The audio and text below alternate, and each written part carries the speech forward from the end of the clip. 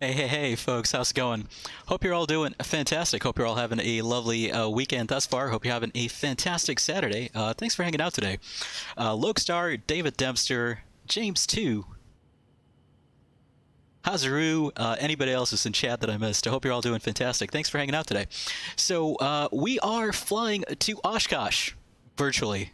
This is the week, of course, that if the global pandemic had not happened, which was very, very unfortunate. But if the global pandemic was not occurring, this was the week that we would have had AirVenture in Oshkosh, Wisconsin. And unfortunately, that had to be canceled this year. So Pilotedge and the EAA and the National Air Traffic Controllers Association have decided to organize I think like about a week-long, actually maybe 4 or 5 day long, virtual Oshkosh event lasting for a few hours each day. And today is the last day of virtual Oshkosh. Officially known as SimVenture on Pilotedge. So that's what we're doing today. We're going to be flying the fantastic A2A Bonanza right here. Beautiful, beautiful airplane, and a wonderful, absolutely amazing rendition of it from A2A Simulations. We're going to be flying this beautiful airplane from here in Chicago Executive Airport, located on the north side of Chicago, up to Oshkosh, Wisconsin. And the Bonanza can cruise plenty fast, so we're going to make it up to Oshkosh in probably about 40 minutes, maybe about 45 minutes. But once we get there, we're going to be we're going to be entering a hold. We're going to be dealing with a whole ton of traffic, weekend traffic flying into Oshkosh today. So that should be a ton of fun on Pilotedge. All right, let me catch up on chat here real quick. Lokestar, indeed I did, and we can talk about that a bit more once we get airborne regarding the news about VATSIM. Lego Studios 1912, welcome to you. Hope you're doing well. Overlord 21A, welcome to you as well. Okay, yeah, thanks for the good luck wishes. Overlord, no, as I mentioned, this is not Oshkosh. We're going to be flying to Oshkosh from Chicago Executive, about 40-45 minutes south of Oshkosh. At least using the cruise speed of the Bonanza. Okay, so let's hop into the Bonanza here, and let's start setting some things up. So first thing I'm going to do is get rid of the control lock there, and let's go ahead and add a passenger. Don't want to be flying alone. On the other hand, I don't want to be flying with a full load in the back either. Let's go ahead and pop that window open. It is pretty hot and muggy in Chicago.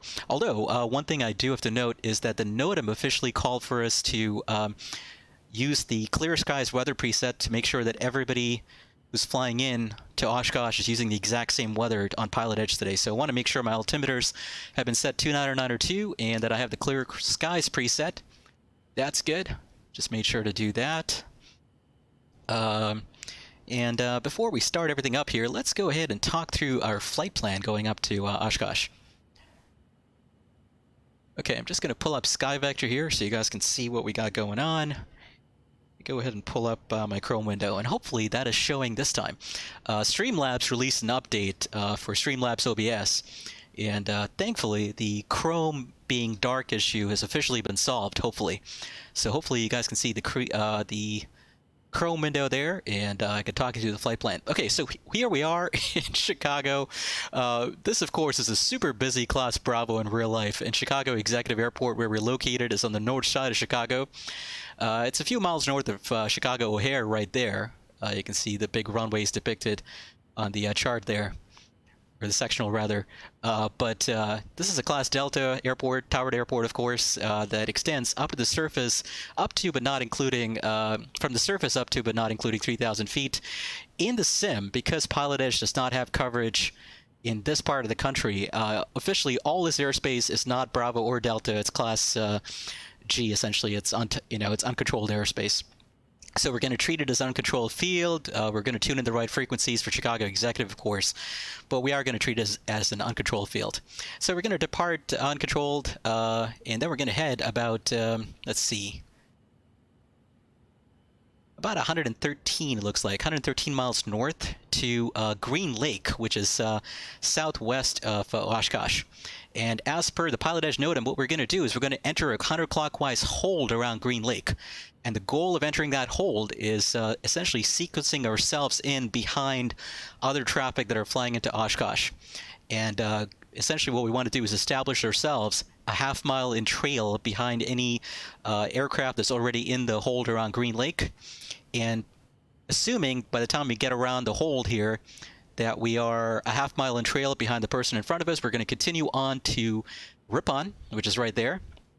That is a town and a famous VFR waypoint when you're flying into Oshkosh. Once we get a Ripon, let's talk through a little bit of the procedure here on the NOTAM. So once we get a Ripon, we're just going to look for these railroad tracks. And Pilotedge should release a scenery for Oshkosh on their website. I'm not sure you can use it unless you're officially a Pilotedge member. But they did release the scenery both for Prepared and for X-Plane. The X-Plane scenery looks fantastic, actually. So it's incredibly well done, has full ortho and everything. But I did want to fly the A2A Bonanza today because I didn't have a comparable quality add-on I felt for X-Plane. So I'm going to fly the Bonanza today on Prepared. So anyway, once we get a Ripon, we're going to fly up the railroad tracks here. 1,800 feet, 90 knots, staying about a half-mile in trail behind any preceding aircraft. we're going to continue up the railroad tracks here to this waypoint called FISK. At FISK, we're going to be given instructions on which arrival to use into Oshkosh. So we're either going to continue following the railroad tracks here for an arrival into 27 in Oshkosh, or we're going to be given the Fisk Avenue transition, where we'll turn right off the railroad tracks onto this road called Fisk Avenue, and then follow that road in to land in the 3/6s at Oshkosh. So those are 2 options we have today. And this is a fantastic NOTAM from Pilotedge that essentially has all the pertinent details for flying in, the famous dots that you can land on that are painted on the runways, that sort of thing, and as well kind of taxi instructions and all that kind of jazz. So that's what we're doing today. Should take us, I'm guessing, once we get airborne, probably about an hour and a half before we're, it could be maybe even an hour and 45 minutes before we're actually on the ground in Oshkosh. So that is what that looks like. Okay, let's go back to our prepared window here, or prepared screen rather, and let me go ahead and start getting rid of some things here. Let's get rid of the chocks, tie downs, pitot cover. Let's get our actually, wait, we don't need that just yet. We'll get our headphones on once the engines have started up. And let me catch up on chat here real quick, and we'll continue. Hazru says you nearly swore there. Did I? I don't remember. I didn't have a reason to swear, so I'm not sure why you'd think that. Lokestar was saying, from what you understood, you'll be able to use VATSIM since day 1 of release. Indeed, Lokestar, that is a fantastic... I've got to tell you, I think a lot of us in the flight sim community are find it super awesome as I try to sign into Pilotedge here, or pull up the Pilotedge client. A lot of us in the flight sim community, right, I think every day, I think I keep finding new reasons to be impressed by the amount of outreach that Microsoft has been doing, right? They are doing a fantastic amount of outreach for sure. And I think they're doing some pretty awesome things here in the community, for sure. Their partnership with VATSIM can only bring good things, I think. That is super awesome that they're doing that. Okay, airline code is GA. I'm just trying to sign into Pilotedge here. And I've got to put in my color as well, because very rarely will, well, in real life, they can't actually, when you're flying VFR to Oshkosh, the controllers don't actually know your call sign. On Pilotedge, they know your call sign, obviously, because you filed your flight plan and you're showing up on your scopes and everything, but in real life they can't actually see your tail number, right? So what they do when you're coming up on FISK and they're giving you directions on which transition to use, they call you out by the color of your airplane. So in my case, I'm going to be at least as far as they're seeing on their screens, I'm going to be a white and black Bonanza. So they're going to call me out as a white and black Bonanza. So I'm just putting in my livery there as BLA stands for white and black. Okay, just make sure I got all that in correctly. Signed on to Pilotedge. That's fantastic. Make sure I file my flight plan there. I did. Okay. Okay, so officially on Pilotedge. Let's go ahead and start things up here. We'll get going soon. Hazru said, oh, that's what I almost said that. I didn't even notice that. Expert pilot, no worries. Thanks for hanging out with us. James, too, no worries at all. Shipwreck, good to see you, my friend. Hope you're doing well. Thanks for hanging out with us. Shipwreck says, love to see the Bonanza being used. Your favorite GA aircraft and prepared. Absolutely, Shipwreck. A2A, as I was saying, has done such a fantastic job with this add-on. It's just spectacular. One of my favorite GA aircraft to fly. Now, I was saying, before Pilotedge came out with their official list of aircraft for SimVenture, that I really, really wanted to fly a tailwheel aircraft into SimVenture today. Because that's my favorite kind of flying to do in real life, is tailwheel flying. And I was hoping to God that the T6 Texan would be, also from A2A, also a fantastic add-on, would be on the list, but unfortunately it's not. In fact, I don't think I've seen any tailwheel aircraft, if I'm not mistaken, on the list of approved aircraft for SimVenture. But anyway, I'm glad at least the Bonanza was on the list, even though it's not the one that I would have preferred to have flown in here. It's still a pretty awesome aircraft to fly in here for sure. Okay, let's go ahead and get things started up here. Been dilly-dallying long enough. Let's pull up our checklist. Actually, one second. Before we do that, let's hop out here. Let's go to the maintenance hangar. Make sure that we inspect the aircraft, right? flying into some pretty busy airspace. Want to make sure that everything's going well. General condition runs smooth. Compression test is looking good. Let's take a look at the... Let's open up the cowling here virtually and take a look at everything that's going on in here. Everything is in the green. It's looking good. All right, fantastic. Let's go ahead and shut down the... jump out of the maintenance hangar here, and we'll hop back in the airplane. And let's go ahead and go through the checklist. Okay. Upon entering cabin, pre-flight completed, passengers briefed. Essentially, my version of passenger briefing, by the way, would essentially just be to... If it's a passenger who's never flown with me before, you know, just let them know, hey, you know, keep your, you know, hands and feet off the controls, especially keep your feet off the rudder pedals.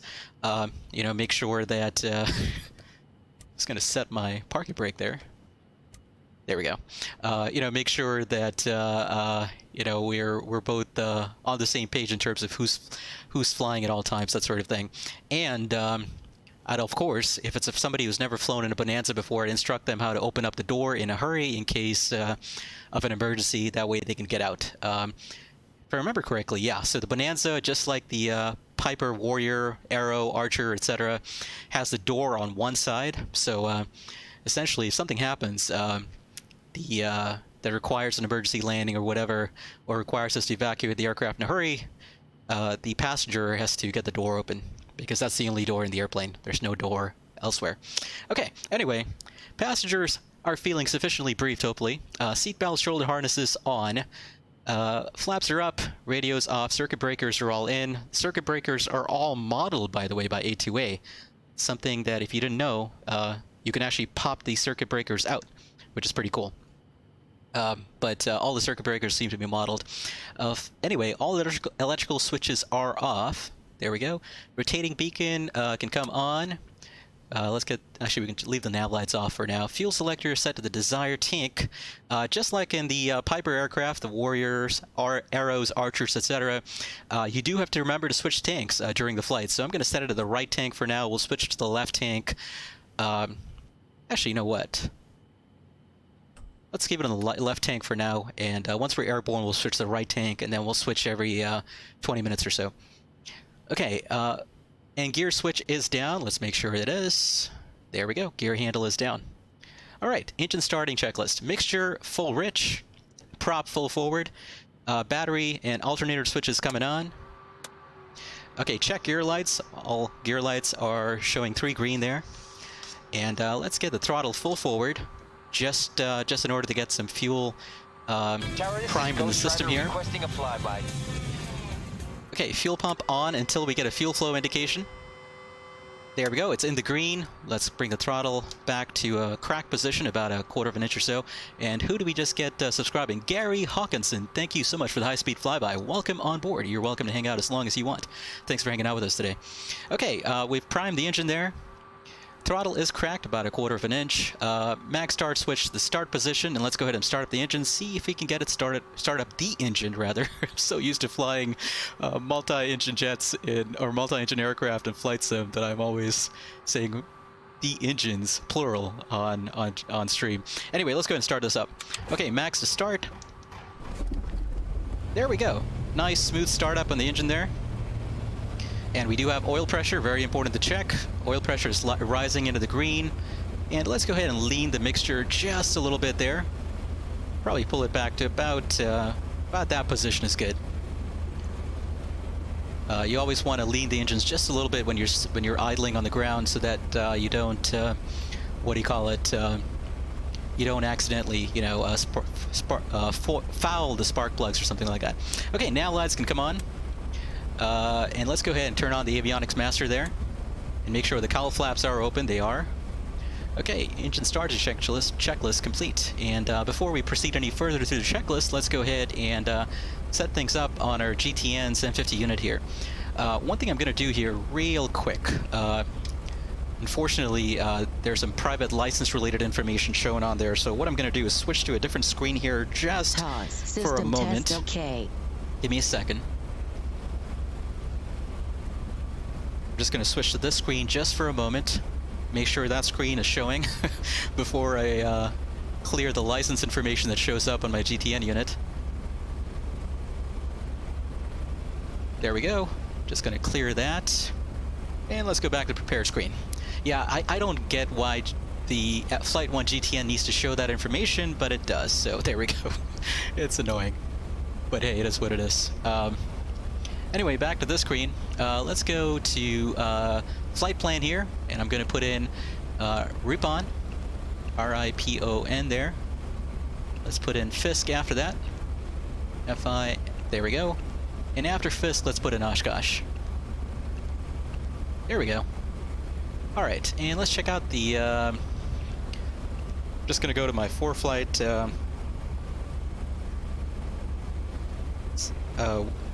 app on my iPhone here. Just going to pull up the frequencies at Chicago Executive. Okay, tower, or CTAF rather, is 119.9er. So let's tune in 119.9er there. Okay, and that's Executive Tower. Let's make sure everything is looking good here on the map page for our trip up to, whoops, up to Oshkosh. One thing I want to do here real quick is put in graphically edit flight plan. What I want to do is just pull this waypoint here back to about there. That way we can join the hold around Green Lake. Hold on one second. Not sure. I think I need to create a waypoint from the map pointer. There we go. Okay. Let me do that here real quick. That way can make things just that much more easier on ourselves once we get closer to Oshkosh. Okay, and I'm going to put in a waypoint, let's say right there, actually. Create waypoint, and temporary, create, and let's see if I can graphically edit my flight plan by pulling this up to that. There we go. Fantastic. That actually worked. It's always nice to see things work out like that. Let's go to flight plan, just make sure everything's looking good here. The distances check out. All right, fantastic. Okay, all right, let's go ahead and start taxiing out here. We'll get going shortly. Let me catch up on chat here real quick before I move any further. James 2 was saying you love the VTail. Overlord, what are you... Okay, all right. Let's see, what else did I miss here? David Emster, sorry I missed your message earlier, but I am doing great, David. Thanks for asking. I hope you're doing fantastic as well. Hope life in Scotland is treating you well. Hope you're having a fantastic summer over there. Let's see, what else did I miss here? I think I'm all caught up for the most part. Feel free to shoot away with questions and a whole bunch of stuff in chat once we get airborne, folks. But for now, I'm going to kind of focus on getting us airborne and going off to Oshkosh here. Let's see, 4,500. That's the altitude we want to initially cruise at. All right, winds are calm, so let's see. What runway do we want to use at Executive? It's very quickly going to pull up the runway links here at Executive.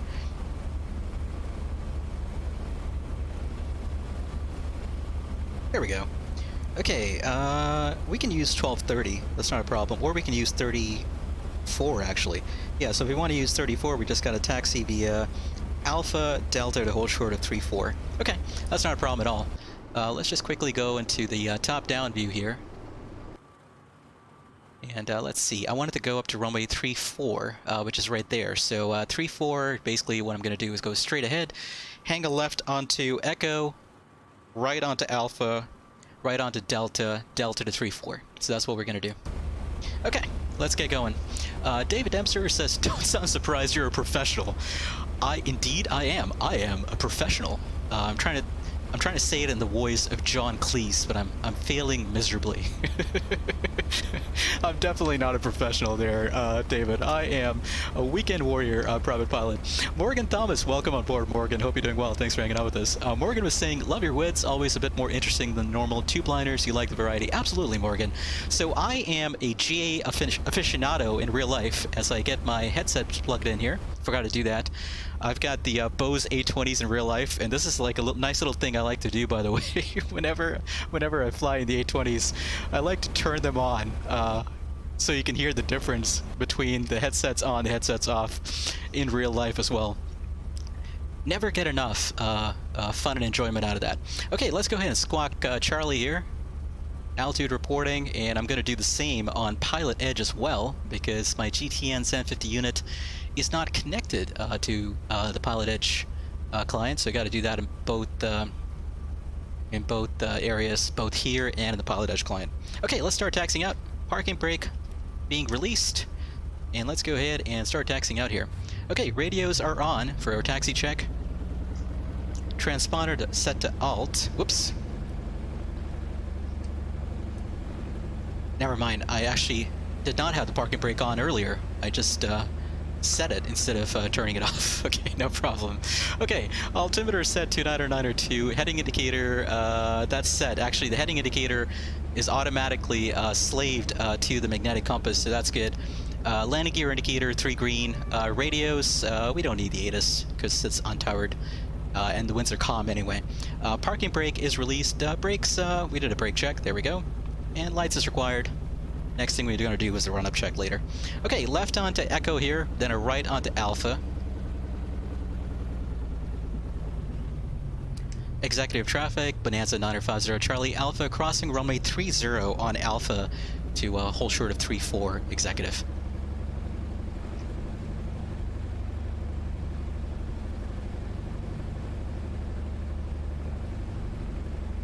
And I don't know if you can hear my callouts there on ForeFlight on my iPad, but it's just letting me know that that I entered the runway. It's always good to have that for situational awareness as well.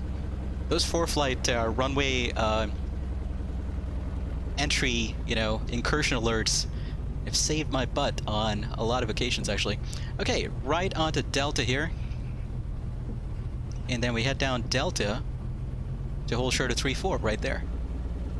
I'm gonna hold short of Delta at Kilo 5 here. GNEA, I'm doing great. Thanks for hanging out with us today. How are you doing, GNEA?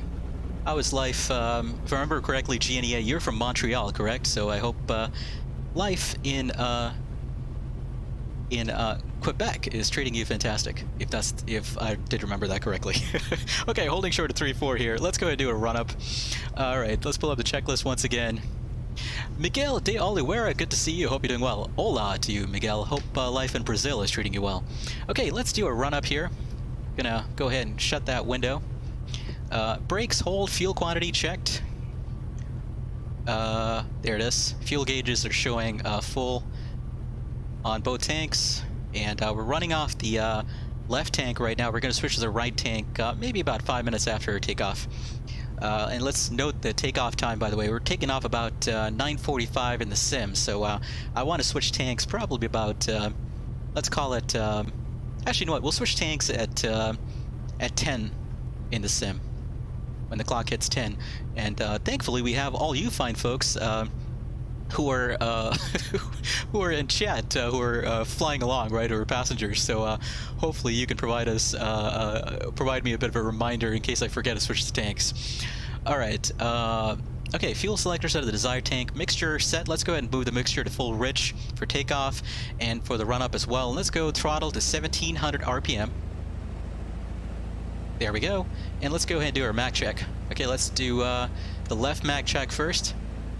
Engine still running smoothly, and we had a drop of about 100 RPM. That's good. Back to both. Let's go to check the right mag there. Once again, drop of about 100 RPM. That's good. And the maximum difference allowed is 50 RPM. We did not see that. And the maximum drop was 150 RPM. We did not see that. So good mag check there. And let's go ahead and cycle the prop really quick. So when you cycle the prop, I've seen a lot of flight simmers, or actually even real-world pilots who are not, who don't have that much time in complex airplanes, do this. When they cycle the prop, they will do this. They will hold it. You never want to do that. When you cycle the prop, all you're checking is for the RPM to drop. As soon as you see the RPM drop, go back. If you leave the prop lever fully out like that, you could potentially cause an issue with the engine. So you never want to do that. When you cycle the prop, just bring it back, then bring it back up as soon as you see an RPM drop. All you're checking for is the RPM drop. Okay, anyway, that's done. props run-up check is complete. Obviously, as a fuel-injected engine, we don't have carb heat, so that's good. Okay, let's do our before takeoff checklist here. Let's get the yoke back. Let's check the yoke. All right, and it's always a good idea to actually look outside. I'm looking at an external view here because it's easier in the sim, but in real life I'd be looking behind me and around me, right? So up, down, up, obviously it's a V-tail Bonanza, so the rudders and elevators are actually combined into these fantastic rudder vaders. So you see the rudder vaders moving there. That looks beautiful. This is such a beautiful, beautiful airplane. And the design of the rudder vaders there certainly contributes to the beauty of this design. Okay, Portland Aviation, welcome on board. Hope you're doing well. Miguel, that's great to hear. Thanks for that. Much appreciated. Portland, no worries, it's all good. Hobby 1, really close to that whole short bar. I'm actually on the whole short bar, so there we go. That's because in the sim, depth perception is not as great as it is in real life, obviously, so I wasn't paying that much attention to exactly where I was stopping. But, you know, there's no other traffic here, hopefully. Yeah, there's nobody else here, so we're all by ourselves here, we're fine. Nobody to worry about. Okay, let's do our before takeoff check here. Controls free and correct. Fuel selector set at the desired tank. Aux fuel pump is off.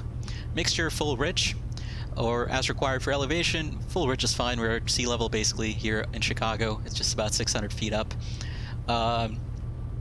Prop full in. Engine gauge is checked. Everything is in the green. Oil temp is coming up. Trim tab set to neutral. That's right here. That is set to neutral. That's great. Flaps set, we'll leave flaps up for takeoff. Cowl flaps are open for takeoff. Doors and windows closed and latched. And that's it. So for the takeoff, we're gonna rotate at 77 knots, full throttle obviously, and once we're established in the climb, maybe about 500 AGL, 400 AGL, we'll go 25-25 on the manifold pressure and the RPM. So 25 inches of manifold pressure and 2,500 RPM on the tach. So that's what we're going to aim for once we're established in the climb.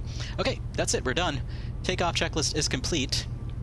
Let's go ahead and close that off. Just going to put that, and let's get our landing lights on, strobes on. Let's make our call here, and we'll get going. Let's check final. Make sure final is clear. Executive traffic. Bonanza 9050 Charlie Alpha, taking off runway 34. Left crosswind departure, executive. Okay, let's get going.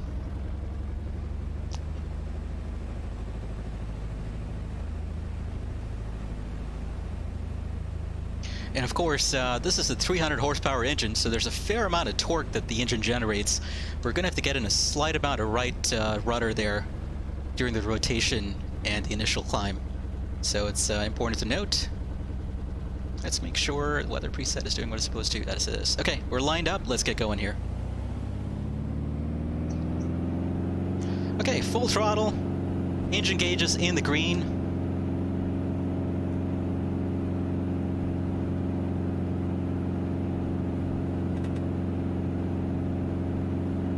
Okay, let's rotate gently. There we go. Positive rate. Gear coming up. A little bit of right rudder there. That's trim as well to help ourselves out. And we'll climb out to about 400, 500 feet AGL before starting our turn to the left there. Okay. It's about 500 feet AGL. Let's go 25-25 on the manifold pressure and RPM. And let's go ahead and start our left turn out here.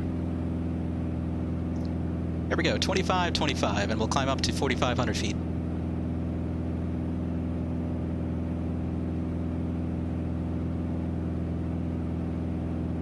Executive traffic, Bonanza 9050 Charlie Alpha, left turn out to the northwest, leaving the area, but executive.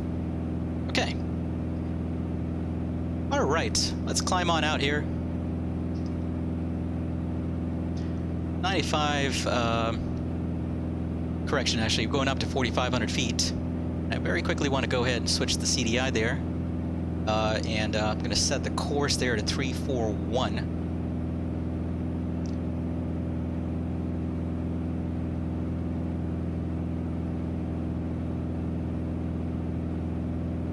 Okay, there we go. And I'll catch up on chat here in just a little bit.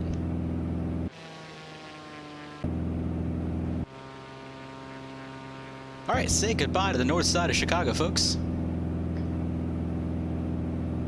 Casper Hansen, hello to you. Hope you're doing well. Haven't seen you in a while there, Casper. Hope you're doing fantastic. Thanks for hanging out with us today.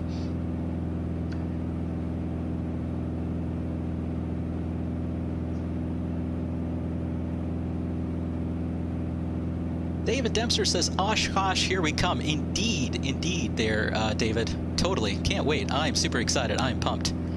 I am stoked. Cannot wait at all. This is going to be fun. It's going to be intense, but it's going to be fun. Right? It's going to be really, really intense for sure, though.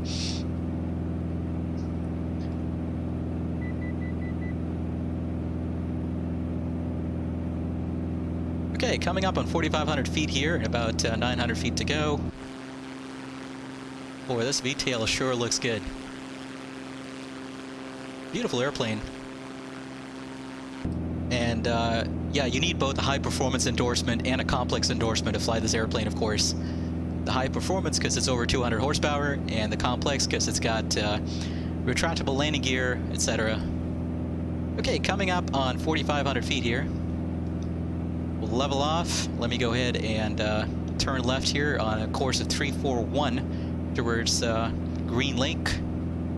Okay, let's level off here, and what I'm going to do once I'm leveled off is go ahead and engage the autopilot, take a load off, that way I can catch up on chat with you fine folks, and focus on chat a little bit more, and prepare mentally for the arrival into Oshkosh. Okay, just trimming here a little bit. Let's go ahead and back off the throttle there just a little bit. I'm going to go to about, let's say, 23 inches manifold pressure, and let's go 2,400 RPM there. Okay, just going to trim it out here. Let's turn on the flight director.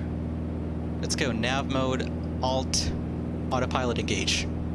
Okay, the autopilot now should just fly the aircraft towards that custom waypoint that we set in earlier, and it should handle things from here on in, so that's fantastic.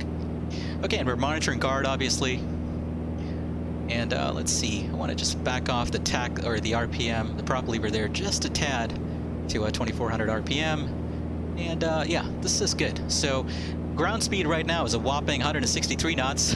The Bonanza tends to, it's a fast airplane, like I told you, it's a high performance airplane. And once we hit 10 a.m. there on the clock, local time, central time here, not real world time obviously, but obviously you don't have too many arrivals into Oshkosh in the afternoon. The arrivals are usually pretty early in the morning, so as soon as the clock hits 10 a.m. there, what we're going to do is switch tanks, so I just got to remember mentally to do that. All right, let's go into some cinematic shots here, and I'll catch up on chat while that's going on. Miguel says you're going to wait for 0.85 Mach. You're going to be waiting for quite a while there, Miguel. It's going to take a while before the Bonanza ever hits that.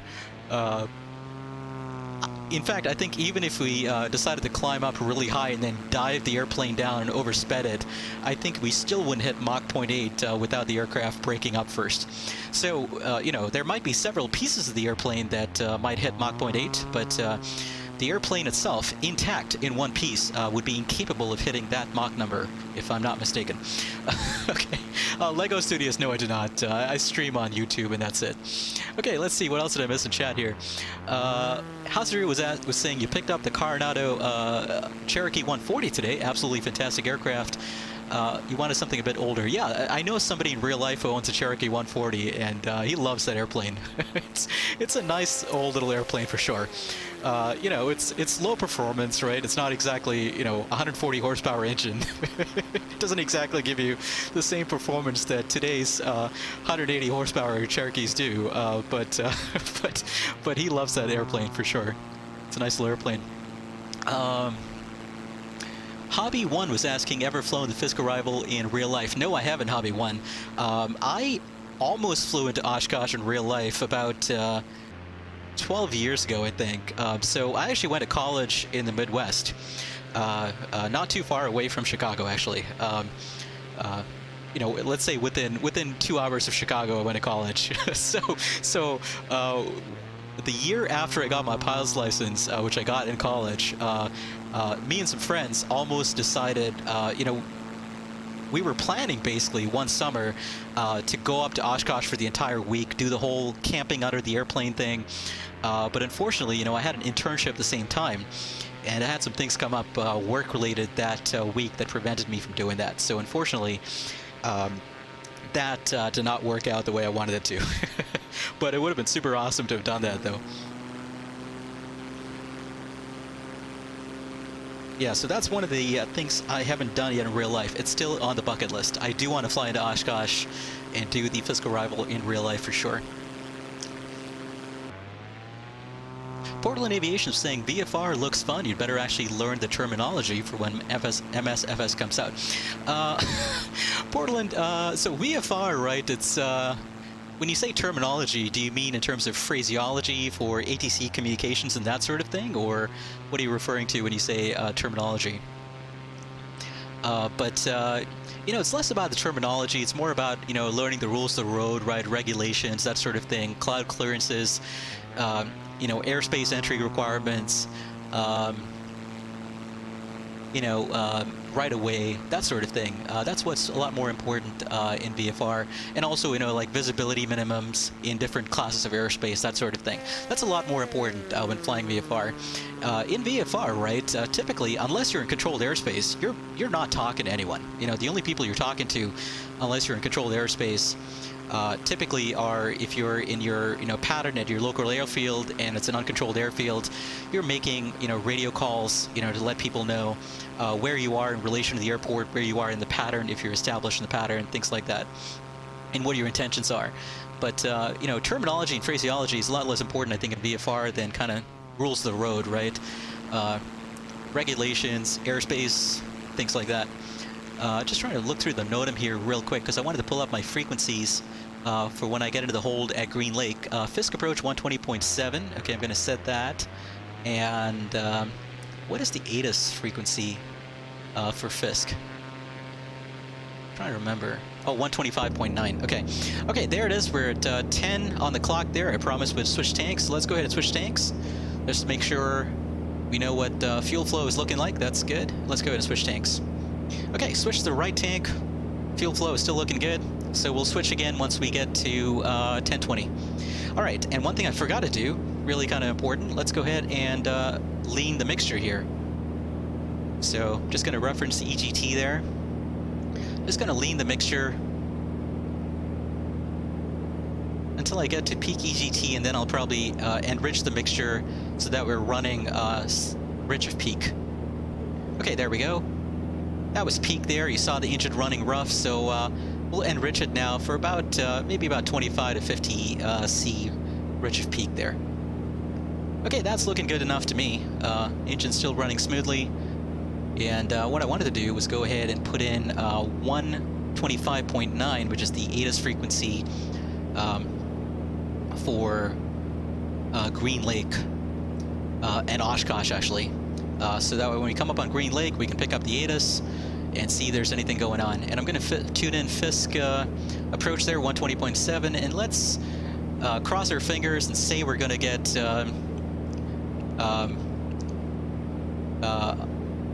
landing on 3.6 and the FISK Avenue transition. I don't think that's what we may not get that. There's an equal chance we could get either the railroad transition to 227 or the FISK Avenue transition to 3.6s, but I'm going to put in 126.6 for now. Just make sure that is the correct tower frequency. Or that one? I think it is. Yeah, one is 118.85 and the other is... Yeah, 118.5 is the frequency for the North Tower for 27, and the South Tower, let's see, it's South Tower is 126.6. Okay, I got that correct. That's good. All right. All right, fantastic. Let me catch up on chat here.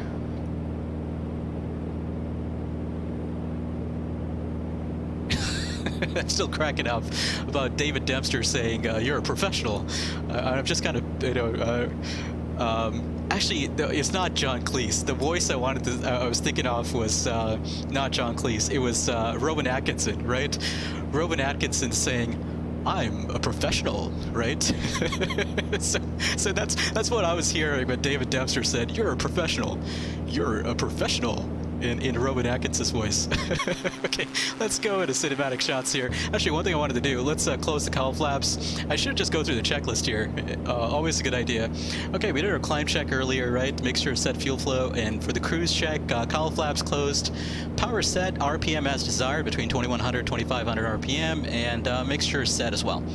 All right, fantastic. Cruise check is complete. And we're going to switch tanks in about 17 minutes here. All right, let me catch up on chat here. On chat. Log X, I'm doing great. Thanks for hanging out with us. Hope you're doing well.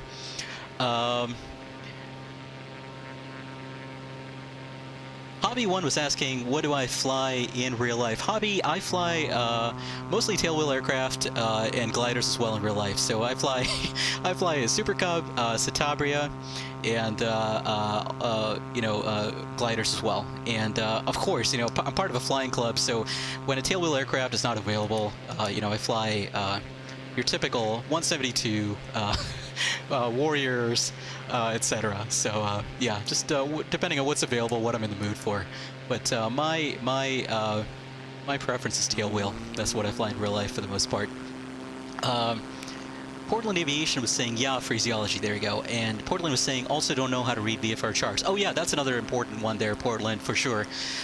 So, just look up their websites, right, like cfinotebook.com and bowlmethod.com that will give you some really good primers on VFR sectionals and, terminal area charts and how to read those. So my suggestion is hop on bowlmethod.com and look for their primers on how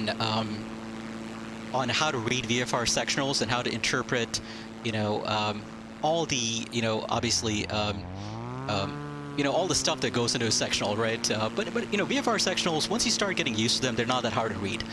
There's some airspace that's so complicated, right? Like Los Angeles, etc., where it becomes super tough to read. But VFR sectionals aren't bad at all, to be honest with you. In fact, we can quickly look at the airspace around Oshkosh. So let's go ahead and pull that up. By the way, what is the, out of curiosity, because I never get this feedback from my headset. There's no way for me to do that. What are the audio levels like in the stream? Are the engine sounds in the background kind of at an appropriate audio level in respect to my voice, or is it too high, too low? Let me know and I can adjust it accordingly. Actually, too low is not a bad thing, but too high, I can lower the volume a little bit. Let's see. Lokestar and James too were saying good. That's great to hear. Awesome. But I'm going to pull up the VFR sectional over Oshkosh and we'll talk through that just a little bit.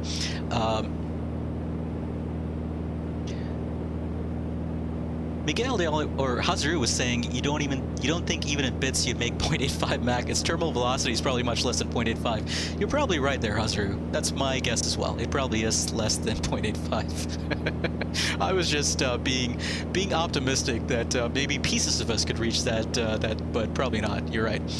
Miguel de Oliveira was saying, if possible, can I make a video with the Vision Jet? Is that from Cirrus there, Miguel?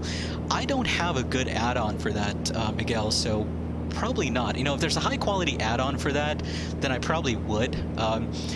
So I think you folks might have figured this out. My interests in simming, right, tend to be focused more around, add-ons with a lot of systems depth. When it comes to an add-on that, even like the Quality Wing 787, which is a good add-on for the price, but you may notice that I don't enjoy those kinds of add-ons as much.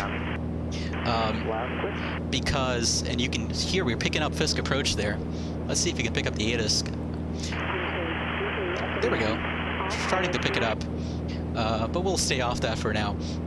But you may have noticed if the add-on doesn't have a tremendous amount of systems depth to it, I don't enjoy it as much. So if there's a good quality VisionJet add-on for either Prepared or X-Plane, or that comes out for the new Microsoft Flight Simulator, then maybe I will. But for now, I don't know if there's a good one besides the default add-on that's available. David Dempster, thank you for that, for the Switch Tank reminder call. So we're waiting on the next opportunity to switch, which will be in about 10 minutes from now, actually. 10 to 12 minutes from now. Yeah, David, so I switched to 10. So we switched to 10 from the left tank to the right tank, and at 10:20, we're going to switch from the right tank back to the left tank. So that's the plan. Log access, you're fine. Awesome, Log. That's great to hear. Thanks for hanging out with us once again. Hobby 1, I've done just a smallest amount of that. Not a ton of it, though. I've done just the smallest amount of acrobatics in Citabria. Citabria is a very, very acrobatic airplane for sure. I mean, obviously, it's not as acrobatic as as some of the other airplanes from American Champion, but it can definitely, you could put it through its paces for sure. I haven't done a ton of that, but I've done a little bit of that. So obviously, for certain kinds of acrobatic maneuvers, you're required to wear a parachute, and that's and I always am kind of a stickler for the rules when I'm flying. Never want to get in trouble for doing anything you're not supposed to be doing. But there's certain kind of maneuvers that do require you to wear a parachute. Let's see. Miguel was saying, don't have Cirrus Vision prepared. Yeah, no, we don't, unfortunately, Miguel. So that's the issue there. Okay, let's see what else. James D was saying on the VisionJet, you've yet to try that on X-Plane. Yeah, so obviously X-Plane has that by default, and it's not a bad airplane to fly, in X-Plane if you're just kind of shooting the breeze and just kind of flying around, checking out some scenery. But if it comes to doing like a full flight, then it can, then the systems depth can kind of become something that, for me at least, makes it a little less attractive to fly. We're going to be starting up in about 4 or 5 minutes. Okay, let's quickly look through the VFR sectional here. And open up with that power frequency on the north side. Oh, okay, there you go, David. That makes sense. So it was away from keyboard for like 5 seconds and missed that switch. Yeah, I tend to do these pretty quickly.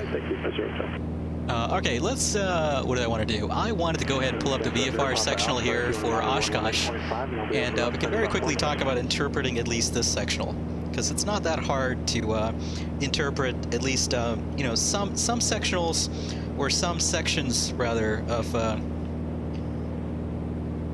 some airspace is not that hard to interpret on a sectional. It's relatively straightforward. So we're flying into Oshkosh here. We're coming, we're just south of, not south rather, but... about 3 or 4 minutes, we're going to start working some traffic. We're going to have some fun day, great weather, and we'll see you in a few minutes. Awesome. That's FISK approach there, letting us know that the airspace is going to be open in exactly 3 minutes. So it's going to be awesome. Oshkosh is opening up for the day, folks, on Pilotedge. But we're just west, rather, of Milwaukee, going up to Oshkosh, and this is the airspace around Oshkosh, right? So let's talk about interpreting it. Whenever you see a blue dashed line or solid blue, like that, what that is Class Delta airspace. So this is the Class Delta around Oshkosh-Wittman Regional, and you see that little box there that says 33 in the box. This is a box that has some empty sides there, or parts of the sides are empty. That box tells you the elevation or the altitude up to which this, in mean sea level, up to which this airspace goes. So the airspace extends from the surface up to 3,300 feet MSL around Oshkosh-Wittman Airport. So within that airspace, if you want to enter that airspace, you officially have to be talking to the control tower.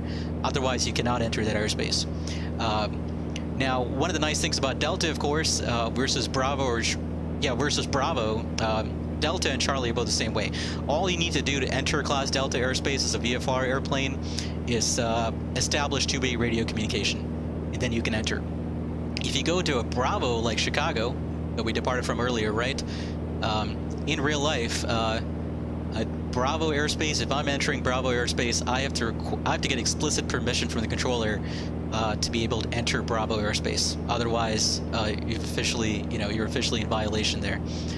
But anyway, this is Delta here around Oshkosh, up to 3,300 feet. And then you see these little flags there, these red lines with little red sort of pennants there. Those are VFR reporting waypoints. So basically, if I'm flying in to Oshkosh, I can say I'm over Warbird Island. That's a VFR reporting waypoint there. FISK is another VFR waypoint, and Ripon is another VFR waypoint as well. And you also have a VFR reporting waypoint over Green Lake and Puckaway Lake. So those are all, VFR waypoints that are useful when you're talking to controllers or just in general, to note where you're at.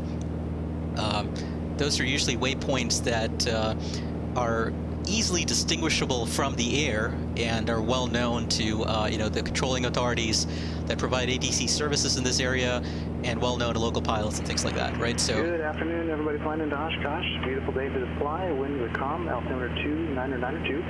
SimVenture NOAA procedures are now in effect. We are landing runways 27 and 36 left, 36 right. Runway 27 is going to be page 15 your NOTAM. 36 left and right, page 19.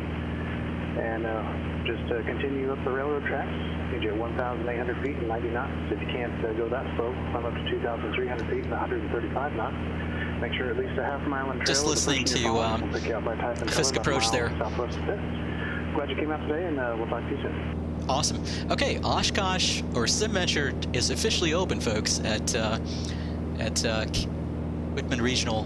On Pilotedge. So that's what you heard just there. By the way, let me know what the audio levels are like for the ATC as well, because that's a separate audio control knob there for me for P3D. So let me know if I need to either turn that up or down. But as you just heard, Oshkosh is officially open. So at least virtually. So that's going to be fun. Okay, so what we're going to do, right, as I mentioned earlier, once we get closer to Green Lake here, we're going to tune in the ATIS frequency, just see if anything on ATIS is different from what we just heard from the approach controller there on FISK approach. And let's see, I'm just going to go back to the NOTAM here. Let's scroll back just a ways. Here we go. Okay, so this is what happens over Green Lake. Checklist as we approach Green Lake. We want to be at or about 3,000 feet. Begin your descent once you enter the hold around Green Lake. So this is Green Lake. That's what you saw here. And we want to listen to the ATIS on 125.9. NOTA procedures subject to change real time, right? Make sure all our exterior lights are on. Transponder set to alt and squawking 1200. Altimeter 2992, and we're going to monitor FISK approach 120.7. And we're going to enter a counterclockwise hold over Green Lake on the 45-degree angle from whichever direction you come in from. So which direction are we coming in from? We're coming in from this way, right? In relation to the lake. So what that means is this is what we're going to use. This set of orange arrows is what we're going to use to enter the hold over Green Lake. But again, entering the hold, right, is completely dependent on who we see on keeping our eyes outside the airplane and who we see outside the airplane. So that is another thing to note, of course. But the Bonanza can comfortably do 90 knots, and we can go down to 1,800 feet. So we're going to go down to 1,800 feet once we're in the hold, slow down to 90 knots, find somebody to follow, and we'll follow that lucky gentleman or lady into Oshkosh. That's our plan. So we're going to fly at least one lap of the hold, right? So what that means is if we enter the hold here, we want to go all the way around back there. That works out perfectly for us, because back there is when we want to start following the railroad tracks from over Ripon anyway towards Oshkosh. So let's review the stuff here in the NOTAM. Joining the hold over Green Lake. Since it can be difficult to spot traffic in the simulator, all aircraft are required to join the counterclockwise hold over Green Lake in some fashion. Enter the hold at 1,800 feet or 2,300 feet for aircraft unable to hold 90 knots on the 45-degree angle. Yeah, we got that. Once established in the hold, adjust speed as necessary to space yourself a half mile in trail of aircraft at the same altitude. Maintain 90 knots, 1,800 feet. If unable, maintain 135 knots at 2,300 feet. Now, we are a Bonanza. Technically, you know, if we wanted to cheat here and we wanted to get in faster, we could, because there's going to be fewer aircraft at 2,300 feet and 135 knots. If we felt like it, we could just stay at 2,300 feet and do 135 knots. But I want to be, you know, I know I can do 90 knots, so I want to save that higher altitude there for aircraft that cannot maintain 90 knots. So we're going to descend. We're going to be nice and descend down to 1,800 feet, maintain 90. Okay, ATC has no jurisdiction over Green Lake, like I said, so we're kind of sequencing ourselves here. And upon reaching... Aircraft inbound to FISK, welcome to Oshkosh. We'll meet you directly over the railroad tracks at 1,800 feet and 90 knots, or 2,300 feet and 100. Just listening in there. We'll pick you out by type and color, about a mile to 2 miles southwest of FISK. And we're landing runways 27, which is page 15 in the NOTAM, and runway 36, left and right, page 19 in the NOTAM. And upon reaching the eastern edge of Green Lake, northeastbound, so that's exactly roundabout where we would enter the hold, right? If you're appropriately spaced behind the aircraft in front of us, we're going to proceed on to rip-on. If spacing less than half mile, what are we going to do? We're going to continue in the hold and find somebody else to follow. And as mentioned earlier, once we get a rip-on, right, if you can continue, we're just going to keep following somebody half-mile on trail, 90 knots, 1,800 feet over the railroad tracks, all the way up to FISK.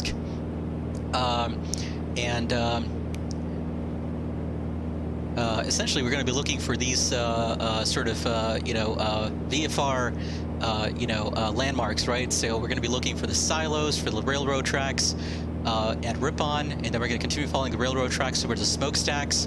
At the smokestacks, the railroad tracks are going to be veering over to the left there. So we're going to continue following the railroad tracks past the smokestack. And then, about 1.5 miles from FISK, there is a farm that we're going to notice. It is in the scenery from Pilotedge. We're going to continue following the railroad tracks slightly to the right there towards FISK. There's going to be this big red barn right about where FISK is.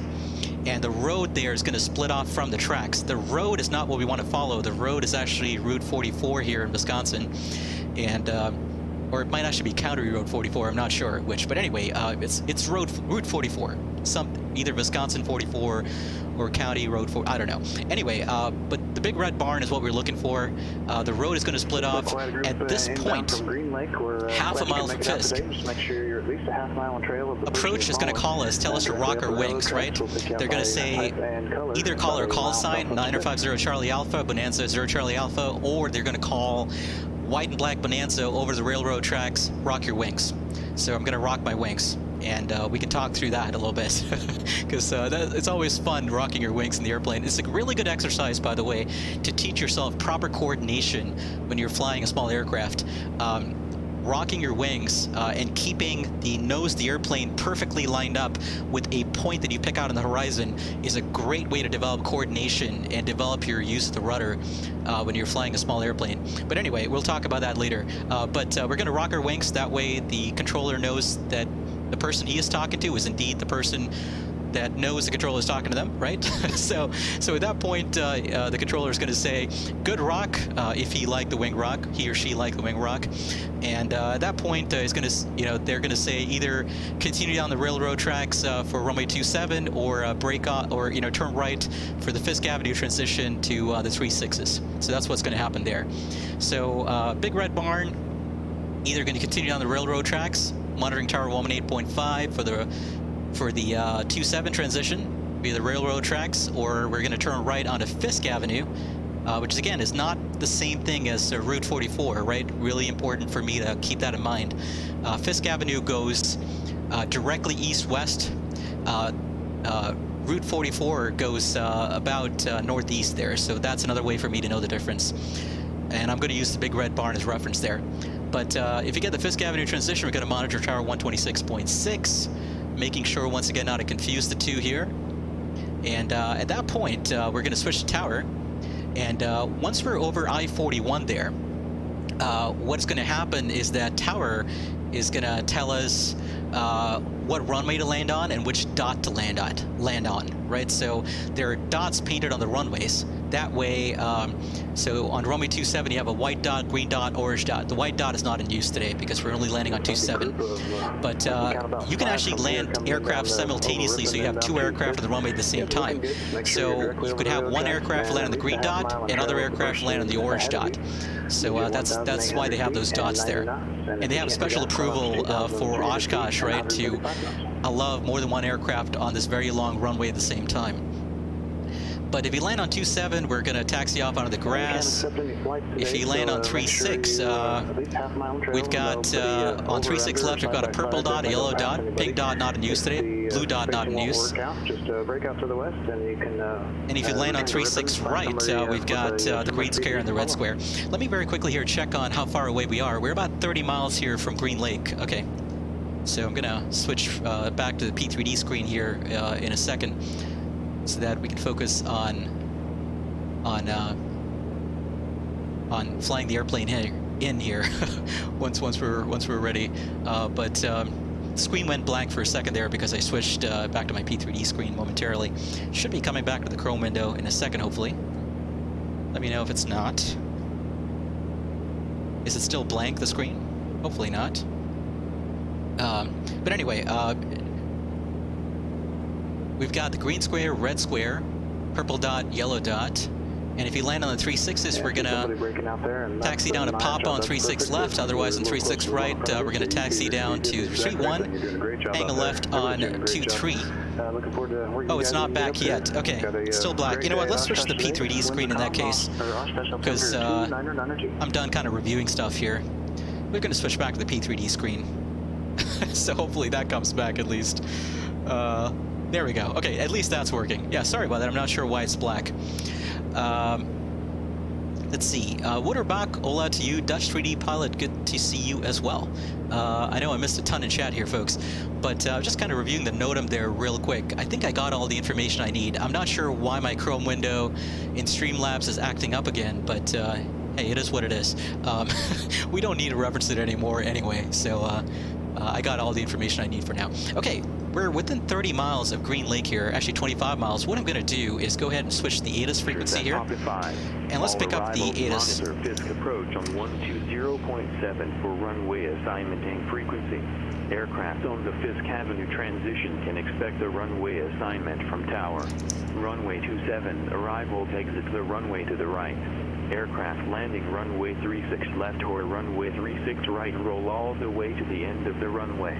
All departures taxi at pilot's discretion to runway 36 left at intersection Pocket 5 via the taxi route on page 2 of the NOTAM. All pilots must set their simulator to VFR weather conditions with calm winds. Oshkosh-Wittman Regional Airport. ATIS information Juliet. 1953 Zulu. Wind calm. Visibility 10. Sky condition clear. Temperature 22. Dew point 14. Altimeter. Just going to listen in there once again. Arriving runways 27. 36 left. 36 right. Departing runway 36 left. VFR arrival and departure procedures effect. Arriving aircraft see pages 150R19 of the NOTAM. Runway 36 left using intersection departures at Pocket 5. All arrivals monitor FISK approach on 120.7 for runway assignment and frequency. Aircraft on the FISK Avenue transition can expect a runway assignment from tower. Runway 27, arrival exits the runway to the right. Aircraft landing runway 36 left or runway 36 right, roll all the way to the end of the runway. All departure taxi. I got it there. Keep an eye on the person in front of you. Once they arrive, be ready. Your call's probably going to be next. Okay, continuing on to Green Lake up here. About 18 miles from Green Lake. Let me catch up on chat here because we're going to be arriving here in no time. I know I missed a ton. Hobby 1 was saying acro spin upset training is really important. Yeah, I agree with that totally, Hobby. It is expensive, but it is worth it. Yeah, I totally agree with that. Definitely is. Even better, you know, if you can find a friend who's willing to take you up in their aircraft, who also happens to be CFI, obviously, and hopefully you can reduce the price a little bit for yourself. Let's see. Got a yellow Cessna mile and a half southwest of FISK. Rock your wings for me, please.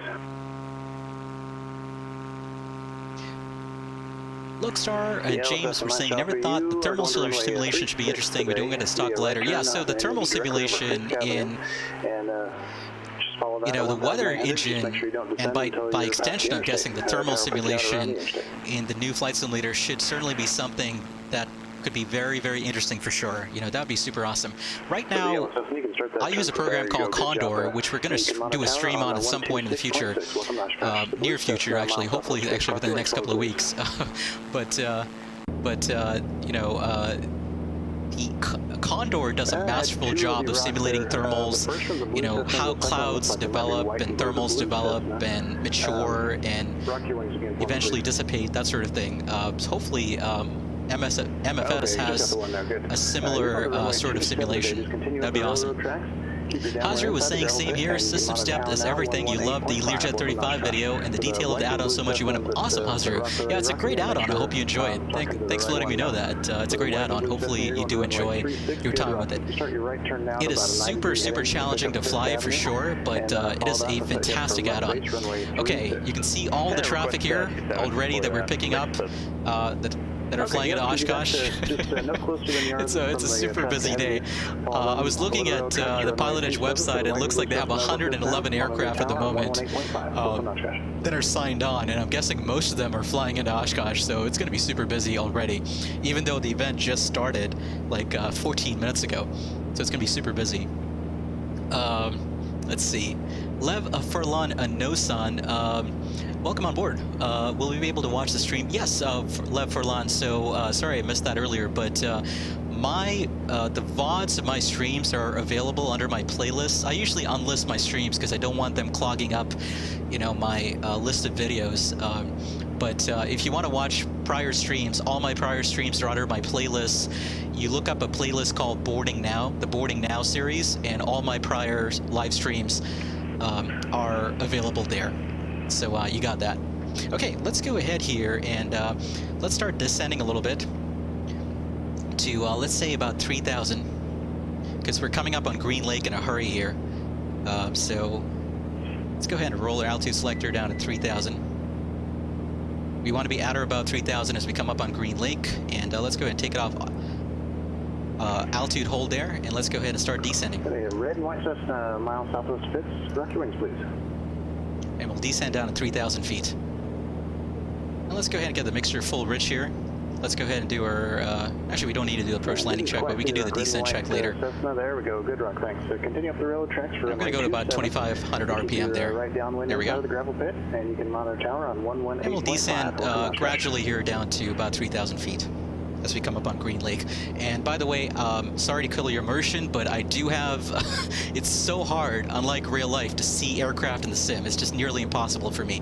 So in order to know who all are in the pattern, and the holding pattern, etc., I do have the little red sort of indicators here showing me who all are flying in and where they are at, and where they're at, rather. So that is going to be a little bit of an immersion killer, but I really need that. Otherwise, there's no way for me to separate myself from traffic. I am not that great of a sim pilot. I'm an okay pilot in real life, but when it comes to when it comes to VFR spotting traffic, you know, VFR in the sim, next to impossible without these little indications. Runway 27 and runway 36 today. Dutch P3D pilot, totally. It's a lot of airplanes. Lookstar, those are probably not actually Cessna 172s. It's just whatever model matching is doing a Pilotedge client. That's what it is. So my guess is, yeah, so, you know, there's other types of aircraft, obviously, but some of those 172s might not actually be 172s. Some of those might just be, you know what, we're going to disable traffic alerts here. TCAS status, standby. There we go. That's better. Okay, that way we don't have to deal with that nonsense bothering us. Okay, so what we're going to do is go down to 3,000 feet here. Oops. Traffic. Oh, please stop. I don't need you to warn me about traffic because we're just going to get nothing but traffic alerts here. A little bit of a stutter here. Sorry about that. The high one up to 2,300. Good rock, runway 27. Okay, we're coming up on 3,000 feet there. There's somebody else joining. Actually, I don't know what that guy's doing. I have no idea what he's doing. Bonanza, mile southwest FISK. Rock your wings for me, okay. Okay, let's go ahead and disconnect the autopilot here. Flight director coming off. And we'll just fly it in manually here for a while. Follow the railroad tracks. I'm just going to enter the hold here. For runway 27 inside the gravel pit. And we'll slow down to 1,800 feet, descending down to... or we'll slow down at 90 knots, descending down to 1,800 feet here as we enter the hold. All right, I'm going to be disregarding chat a little bit here, folks. I'm going to catch up as I can, but not going to be able to do a ton of that as I focus on flying. Does anybody know how to disable... 1 second. Let me roll my altitude selector here down to 1,800. There we go. Boy, traffic here is doing all kinds of weird stuff. I don't know what's going on. Oh, I know why, actually, because I might actually be in conflict. I don't think I'm supposed to descend until I'm on the other side, so I might be in conflict. I'm just going to level off here at about 2,500, and I'm going to descend once I'm definitely past the northeast side here of Green Lake. Yeah, so I might have screwed up a little bit there.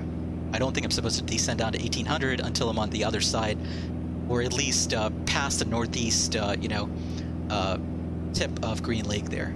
So I'm going to level off here at 1,800, keep my speed up just a little bit, and boy, those traffic alerts, can I just turn this off? How do I do that? ADSB display,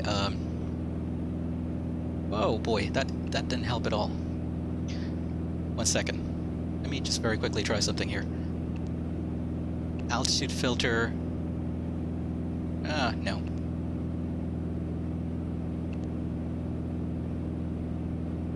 Whoa.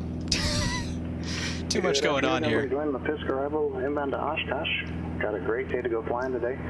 Winds are calm at Oshkosh. I need to find a way to disable those traffic alerts because those are going to kill me.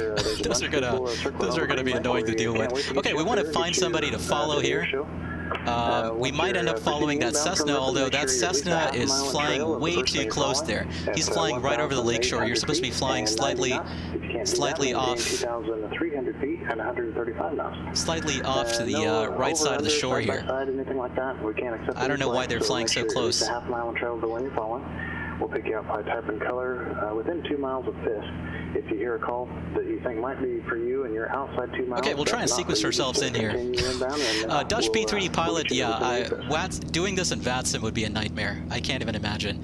At least on Pilotedge, you have the comfort of knowing that most of these folks are people who fly in real life, you know, or at least have some real-world flying experience, or if not, you know, because of you know, how tough Pilotedge can be in terms of making sure you're fully competent in knowing what you're doing to be able to fly on a network like Pilotedge. Most of these pilots, virtual pilots here, are folks who at least know what they're doing. But on VATSIM, holy cow, the VATSIM is going to be a nightmare. Okay, so we're going to pick somebody to follow. It's going to be this gentleman, either for better or worse. It's going to be this gentleman right here in the Cessna about a half mile away from us. I am a little concerned because he's not doing what he's supposed to be doing. He's not doing what he's supposed to be doing. So I'm a little concerned. We'll see what happens. But for better or worse, that's who it's going to be, folks. That's who it's going to be. That's who we're going to follow. All right, let's see how this goes. All right, I'm going to slow down to descend down to 1,800, slow to 90 knots, and I'm going to get the autopilot back on here in just a little bit because that'll help me out a little bit as I try to troubleshoot my GTN 750 unit here. Okay, but we're going to stay behind him. I'm going to slow down a bit more because for some reason he doesn't appear to be doing 90 knots exactly. You know, or not. Maybe there's nothing he's doing wrong. Maybe it's just I might be a bit too close. So I'm going to slow down until I get more than a half mile on trail behind him. I see several of you out there over the road tracks, and you guys are doing great. Looks like you're right at 1,800 or 2,300, and okay. We've got you coming on both streams. So yeah, we'll pick you out by type and color about a mile from FISK. Okay, let's get that autopilot. Don't start those descents if you're up at 2,300 until I let you know, because there will be traffic below you. Autopilot coming on. Level off here at 1,800 feet, and let's go ahead and get our heading bug So you're right about there. Make sure everybody's got their landing lights on so we can see you. Make sure the transponders are on, and again, we'll pick you out by type and color. Okay. About a mile southwest. Too much going on here.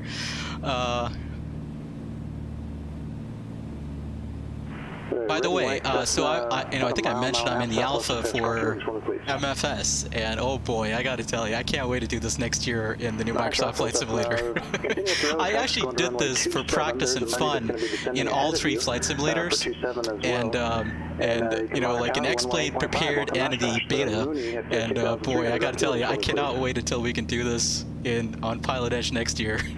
It's going to be something else. Directly over FISK now. There you go. Good job. But just keep that. Maintain 2,300. I'll let you know when you can start your descent. There's a system. Okay, so we're just going to follow that gentleman up ahead.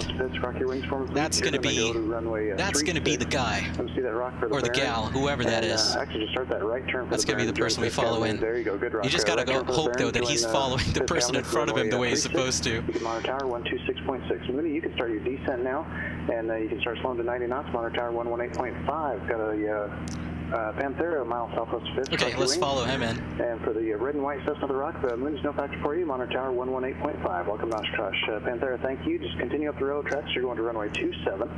And Monitor tower 118.5. While you guys going to runway 27, just keep your downwind inside the gravel pit. The Mooney, if you're still on, looks like you might be following something else. Just turn back 70, heading to join the railroad tracks if you're still on here. Okay, so we're going to follow. Whoa, where did he go? Oh, there he is. Okay. I was wondering where he went, the person that we were following. We ended up slightly inside of him, so I want to cut outside, or not cut outside, but I want to go outside just a little bit here to make sure we get back behind him. So that's who we're going to follow right there. Mr. 0.6 right there in a 172, that's who we're following in. Oh my god, I hate why these traffic alerts continue to come back there. Alright, so we're just going to keep following him in here. Does anybody know how to just turn off the traffic alerts in the GTN 750 unit? There's got to be a way to do that, right?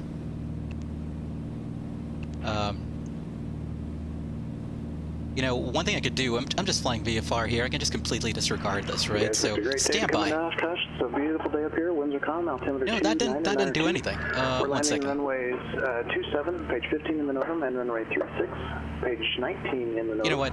Forget it. We'll pick you up by type and color. No, I'm just going to disregard. It doesn't matter, because I've got a visual. I'm just going to follow this guy in. I'm just going to disregard this. God, but that's annoying. That's so annoying. The traffic alerts were coming up, keep popping up there. Go ahead and start descending now down to 1800. Okay, we're just going to follow this person here. Doing pretty well, actually. I'm kind of happy with the way this is going. Welcome to Oshkosh. Wow, look at this, though. This is crazy. This is just crazy.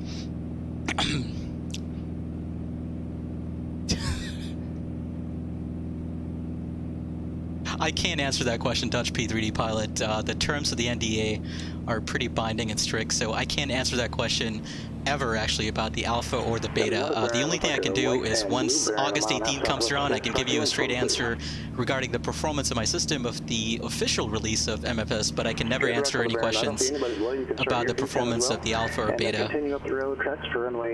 Unfortunately. Let's see, what else did I miss here? Hobby 1 was saying those aircraft are socially distancing. Absolutely they are, Hobby 1. Those aircraft are social distancing. Remember, the social distancing rule is 6 feet. Right, so we've got that and plenty more. we've got about 2,500 feet here, so we're doing okay on the social distancing. They just look a lot closer than they are because those red pop-ups keep showing up, right? Because I'm trying to use that to figure out how far away I am from these airplanes. Okay, so hopefully this gentleman in front of me keeps going on towards Ripon. Once we get to the northeast corner of Green Lake here. But I think I know what's going on here. Okay, so the person that's at 1.3 miles ahead of us, that person is the person this Cessna is following, and so I'm just going to keep following this person right here. Can't make out. I see the rock. Thank you. I can't make out the color. What color are you?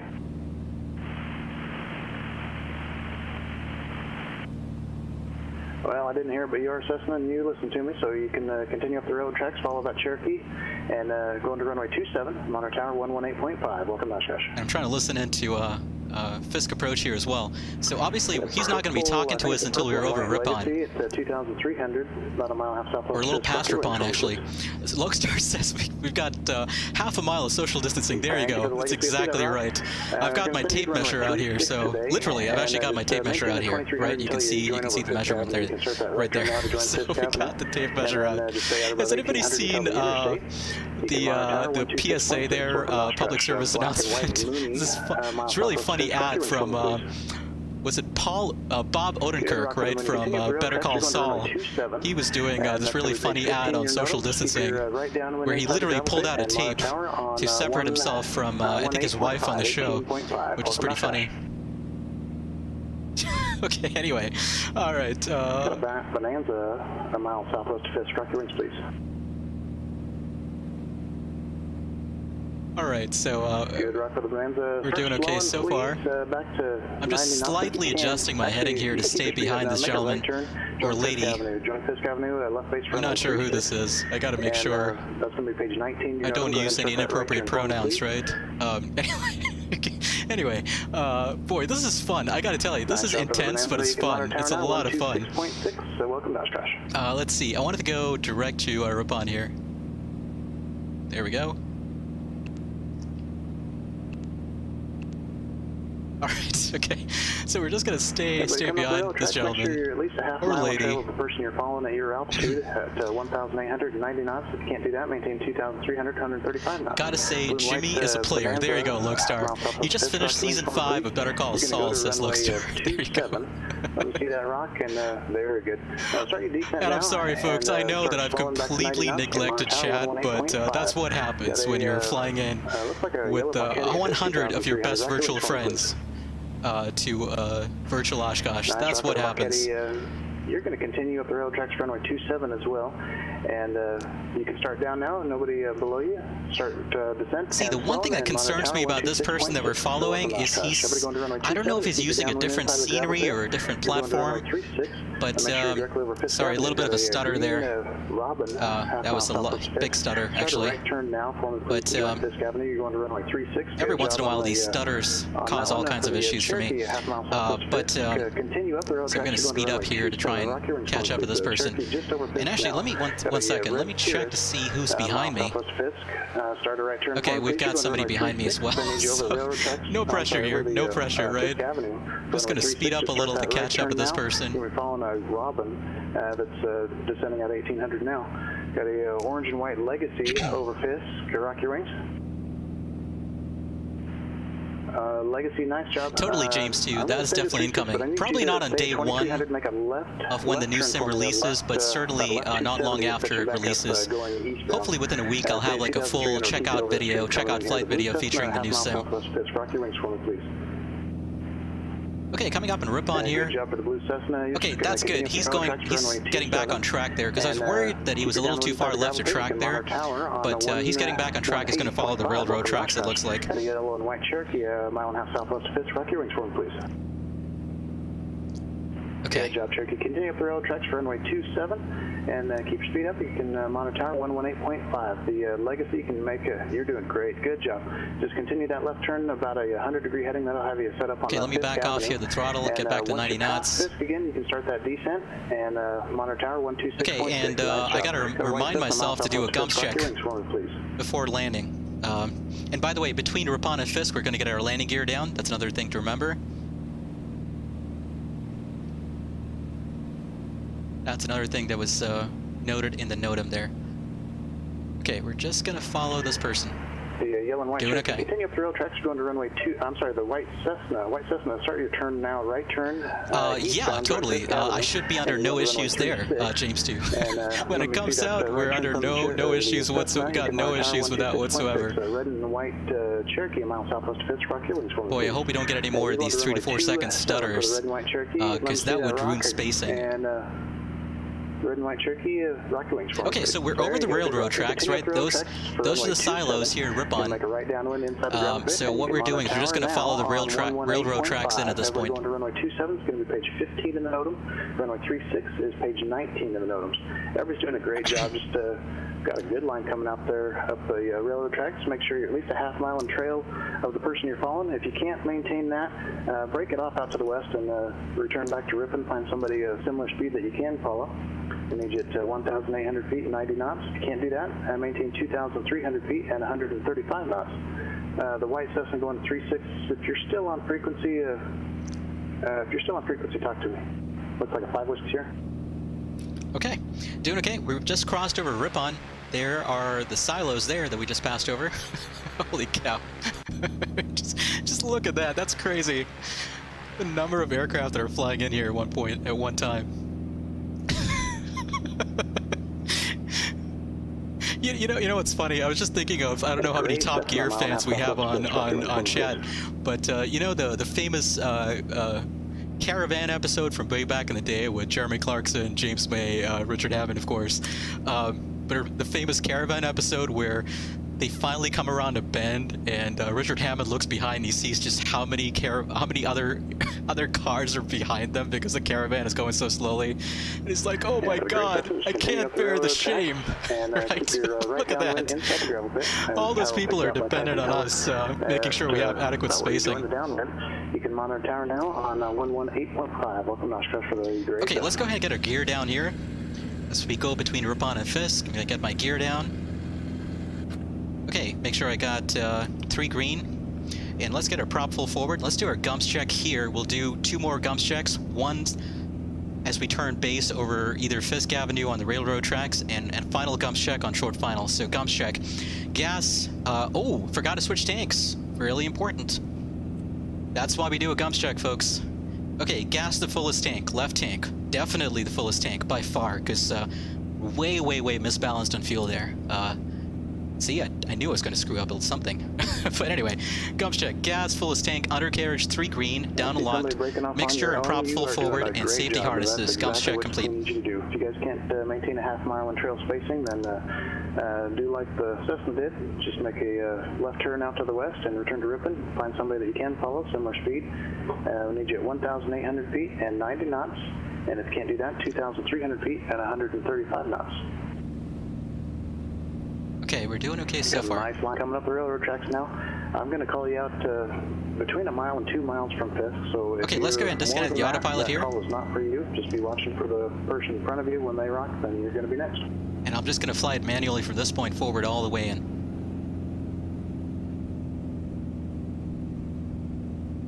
Okay, we're exactly a half mile in trail behind the person in front of me. As you come up the railroad tracks, make sure your all your landing lights are on so we can see it. Make sure your transponder is on. And yeah, we've got a great day to be flying at Oshkosh today.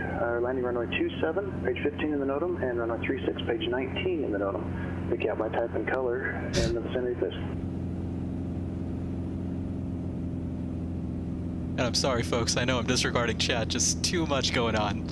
Lokestar was saying you met... okay, by the way, that's perfectly normal. When you have traffic at 2,300 feet, that spacing requirement does not apply to them because they're going a bit faster. So that gentleman is perfectly within his rights to overtake me at 2,300 feet. That's what the NOTAMs call for. So, anyway, we're doing okay so far. Anybody need assistance out there?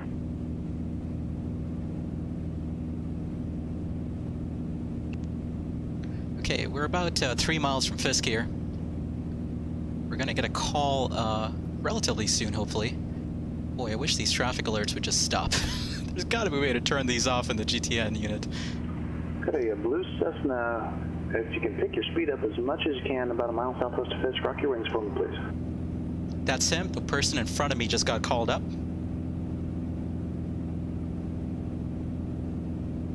So we're next. The blue Cessna, 1 mile southwest of Fisk, rock your wings. I'm trying. Looks like I have to disconnect. I have a frame rate issue. Thanks for your help. You bet. Have a good day. Blue and white Cherokee, rock your wings. Sorry, blue, white, and Cherokee, about 3/4 of a mile southwest of Fisk, rock your wings for me, please. The Cessna ahead of you is disconnected now.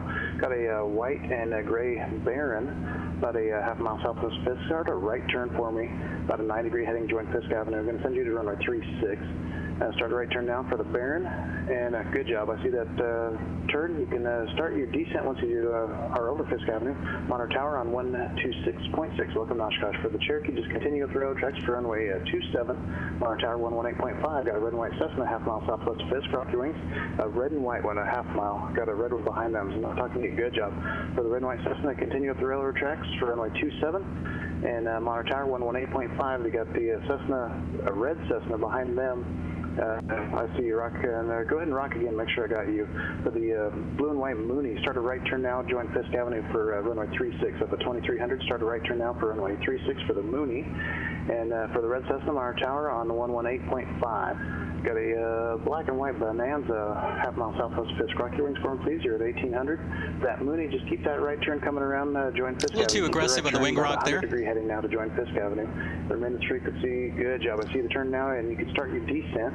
And once you join Fisk Avenue, Monitor Tower 126.6 for the black and white Bonanza. Monitor Tower 118.5. Welcome to Oshkosh. For red Cessna, mile southwest of Fisk. Okay, 118.5. We're going to join the 27. It's the first one.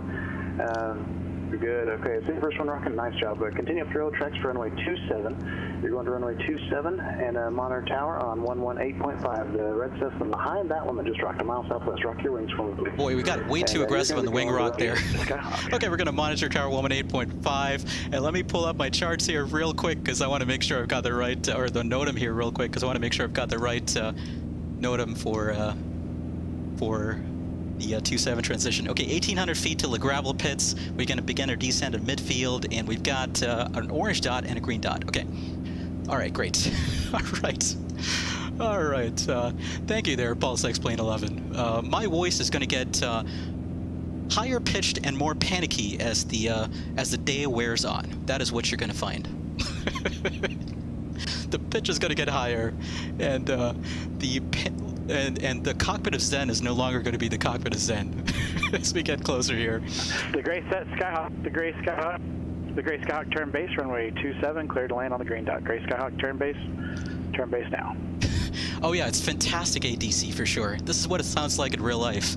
It got super intense there, and boy, did I screw up that wing rock or what. So, oh, actually, I wanted to demonstrate a wing rock right now, but I can't because. So I wanted to talk about the proper way to do a wing rock. You want to be properly coordinated, so you just pick a point of the horizon, and we'll do a very tiny wing rock here. You know, like really, really shallow. But essentially, you always want to make sure you're getting in rudder at the same time you get in bank. I was a little too aggressive because I don't know what I was doing, but I was far too aggressive there. Anyway, we're just going to keep following the railroad tracks in here. And that's the gravel pit there. I see it. So we want to turn base just before we get to the gravel pit, as per the NOTAM.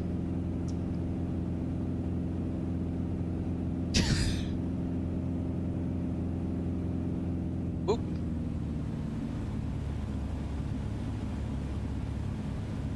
Getting a little too close. Oh, that's because I'm getting a little too high. Want to make sure I get down to 1,800 feet there. There we go. Doing better, doing better. Just gonna keep following this gentleman in. Black and white Cherokee over the gravel pits, rock your wings for me. Sorry, blue and white Cherokee, rock your wings for me. Great rock, runway 27, green dot, clear to land. Turn your base just outside the numbers, runway 27, runway 27, green dot, clear to land. The gray Skyhawk that's putting her down now. As soon as you get her slowed down, turn right into the grass and follow the flagman. Welcome to the show. We've got a full line coming up the railroad tracks. Make sure you follow the one in front of you. Turn inside the gravel pits. We'll pick you up by type and color and put you on a landing spot for the runway. Oshkosh altimeter 2992. Welcome to Oshkosh.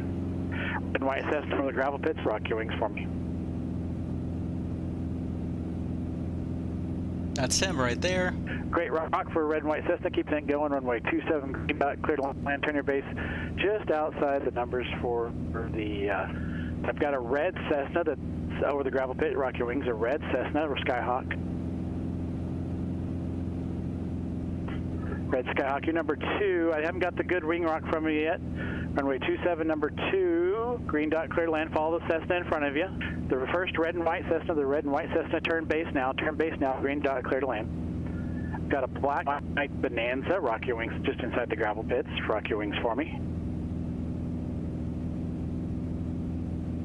Great rock for the black and white Cessna. You're following the Cessna ahead. I'm going to extend your base just a little bit to get them down. The red and white Cessna, beautiful in that base. Just go ahead and cheat a little bit on the base to final there over runway 3 and land on the lineup for runway 27 dot clear to land.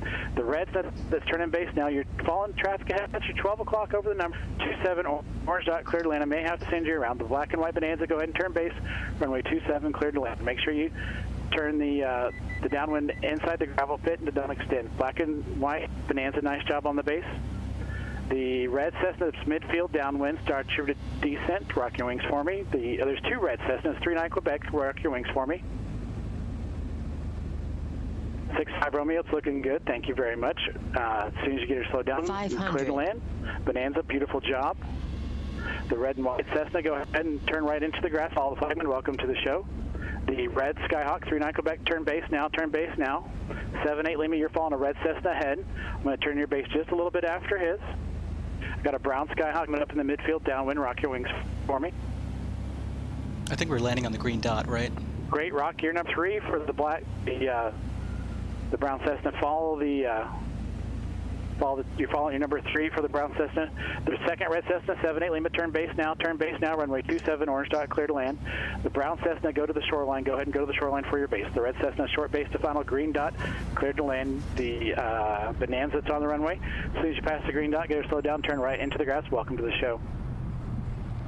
Okay. 78 Lima, nice job for the rest of Cessna. 78 Lima, nice job. Okay. Nice Flaps job. coming up. Let's go ahead and exit. We're going to be on the right side of the. Clear to land for you as well. We're going to turn off into the grass here, right side of the runway 27, orange dot, alignment there. And we're just going to follow the traffic, the line of traffic here to parking on the grass. Okay, let's go and get the mixture back just a little bit so we don't foul the spark plugs, obviously. And everybody's floating, I don't know why.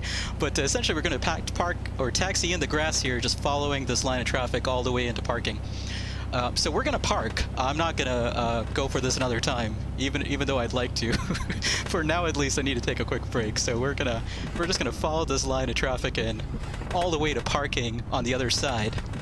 And once we're parked, we'll talk about what we may or may not want to do next. I know I have a ton to catch up in the chat, folks. Lokestar, I'm trying. You're supposed to do it with both. Lokestar was asking, do I start the rock with the rudder or the yoke?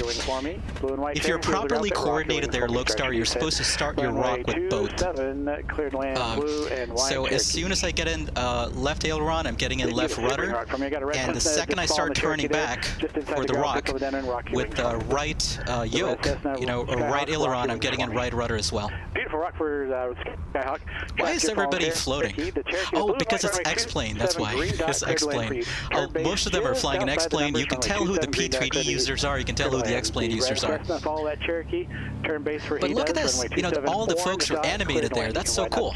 The linemen are actually animated, kind of waving us around. That is so cool. This is awesome. This is so awesome, man. I can't get over it. By the way, I am sweating. I'm in the sim. I'm sitting comfortably in my chair here, but I'm sweating just a little bit. That's exactly where you want to go. The green dot for the blue and white Cherokee, cleared land. The red Skyhawk just behind him. Orange dot, cleared land. Beautiful job following him. Okay. Got a red and white Cherokee coming up on the ground. Landing lights off. Your wings for me. Strobes off. After landing. Beautiful rock for the red and white Cherokee. Flows complete. Descent, runway 27, green dot cleared to land for you. Turn base just outside the numbers. And most of this folks, by the way, are probably going to taxi back for departure to runway 36. We're not going to do that. We're just going to taxi to parking here. One of the nice things about landing on 27, of course, is that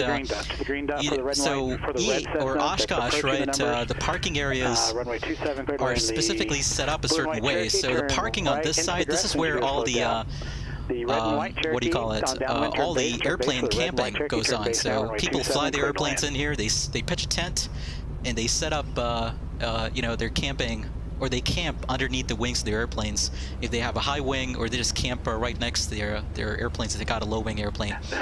But this is where they all camp. This is parking for airplanes that camp at Oshkosh, or folks that want to camp at Oshkosh. So you can see all the White tents there. That's so cool that Pilotedge actually put all that in here. By the way, we're on soft field, right? We're on the grass taxiway here. So whenever you're taxiing on grass, what do you do? Go ahead and turn base. You do this. Pull the yoke all the way back. That way you minimize the risk of the nose wheel digging into the grass and the soft ground and potentially causing a prop strike. So you always hold the yoke full back when you're taxiing on grass. The yellow Cessna turn base now. Okay, where should we park? Let's go ahead and park in here. The white Cessna turn in. Or is there a spot? No. Let's go to the next one. Green dot, runway 27, cleared to land. Traffic's going to land behind you on the runway. The yellow Cessna turn in base. Great job. That's exactly where we want you to turn base. Runway 27, green dot, cleared to land. We're going to turn in here. Got a white and blue Cessna. Midfield downwind. Rock your. That's the Cirrus that's rocking your wings. Let's go ahead and park right here. White and blue Cessna.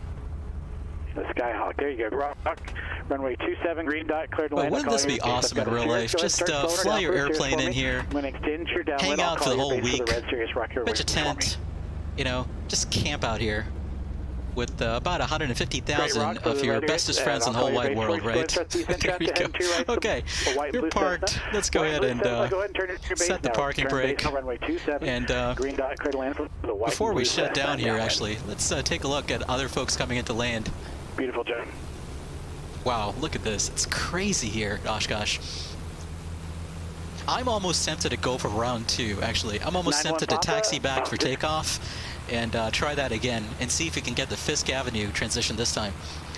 But wow, look at this. And the red, I'm going to do something here real quick. I'm going to turn off the labels. That way, all you see is the traffic.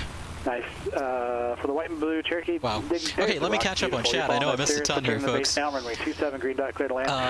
Studios 1912 was asking X-Plane and Prepare are compatible. Well, they're compatible in the sense that you can have 2 different virtual pilots on Pilotedge. We're flying X-Plane and Prepared, and regardless of which platform you're flying in, you know, you still show up in each other's screens. So that's what compatibility means in that sense. They're both compatible with the Pilotedge client, is what that means. Runway 27, dot, clear to land. The white and blue Cherokee, keep it in the air to the green dot. Runway 27, green dot, clear to land. Yellow Marchetti, I'll call your base. And I've got a white and red Bonanza. Go ahead and start slowing her down. Traffic your phones. You're going to follow that Marchetti for me. We're going to extend the base just a little bit to get everybody down safely. Look at this. Got a little this is nuts. Okay, I'm going to catch up on chat here. The white and blue on the runway. Go ahead and exit. Lokestar was saying, look at the guys guiding the the linemen, right? It's amazing. Like, look at this. Pilotedge did an amazing job of the scenery. So there he is, right? So what they're doing is they're waving aircraft off, making sure they get on this side of the cones. So you see all these orange cones here. You want to taxi off the grab as quickly as you can, the grass as quickly as you can. And once you're taxied off, like this guy is, he's going to turn right into the grass. Watch. Green dot, clear to land. Bonanza, turn. He should be turning right into the grass. Why isn't he turning right? White and red Bonanza, turn base. Thank you. Oh, maybe he's just taxiing, actually. He might not have landed. But let's see if we can find somebody who just landed. And the flagman. Look at the flagman first. There. So that guy just landed in the Cherokee, so he just turned right into the grass. And as soon as he turned right into the grass, you want to get on the other side of the cones and just follow the cones, keeping the cones off to your left and the linemen off to your left, and just follow that all the way to parking. And here comes is that an extra? Quite see the ring rock. No, that's a Marchetti, actually. Runway 27. So there's a Marchetti coming into land. That's great rock for you. Go ahead and turn right. Runway 27, clear to land. Turn right now for the base. I wasn't talking about this extra right in front of me. I was talking about the extra coming into land on the green dot there. Going a little fast. Go ahead and go and slow down. Traffic your phones. Ooh, nice landing. Skyhawk turning the base now. Go ahead and start slowing down. And he's going to hang right into the grass there. Ring rock for the purple twin diamond. Or when is he going to turn right into the grass? As soon as he slows down enough. Is a Marchetti a tailwheel aircraft? I don't think it is, right? I think it's a tricycle gear. But boy, he's not... Oh, there he goes. Okay, it took a while. Is there a white Cherokee on frequency? It took a while to get off. At 2,700, 20 whiskey on frequency? Yeah, absolutely. It's just rapid fire, non-stop ATC talking. By the way, this is why you don't have readbacks at Oshkosh, right? So when I got my landing clearance, I didn't wing rock, I didn't say a word. the controller assumes that you're going to follow his instructions. Keep it in the air to the green, Because if the Travis, controller were to wait for you to read back his instructions, all the way to the green dot, purple diamond, turn base. things would just not work out that well if the controller were to wait for you to read back. Holy cow, this is crazy. James 2 was asking, am I virtually camping as well? Indeed I am, James 2. We might just virtually camp for a couple of hours here, but I am planning on camping out here for a while. The only problem is I don't have a tent, so we'll have to make do with the wing of the airplane. I think there should be sufficient shade offered by the wing of the airplane, so we should be okay there. Red and white Cessna, nice job getting her down. Appreciate that. When you can, turn right into the grass. Okay, I'm going to catch up on chat here. David Dempster was saying this could be one of the best things to come out of COVID. I agree. This is such a fun event. I got to tell you, I don't know if we'll have this next year because, by the way, the controllers that you're hearing on frequency, these are real-world controllers who've controlled at Oshkosh in prior years. So this controller, if he sounds like somebody who knows what he's doing, like he's controlled at Oshkosh before, that's because he has. This controller was probably at Oshkosh last year. So this is what Pilotedge meant when they partnered with both the EAA and the National Air Traffic Controllers Association. These are real-world controllers who've controlled Oshkosh in the past, who are doing this today because they can't, or doing this week because they can't do this in real life, obviously, because Oshkosh was canceled. So this might be a one-off thing. You know, we might never have anything like this ever again on Pilotedge. So you might have gotten to witness a once-in-a-lifetime virtual event here, folks. I don't think this might ever happen again. So you might actually have witnessed something that might never ever happen again. At least, you know, the way it has today. Or this week rather. But this was amazing. This was so much fun. Nice job. Well, hi, go ahead and start your descent. Yep, keep that descent going. Yeah, Hobby 1, totally. There are no readbacks in Oshkosh in real life as well. Agreed. Overlord 21. No, I think you're telling the difference between those who are flying P3D and those who are flying on Pilotedge. Or not Pilotedge, those are flying on X-Plane 11. So X-Plane 11, I think, is where most of the folks who are flying in. That's a platform of choice for most of the folks who are flying in today.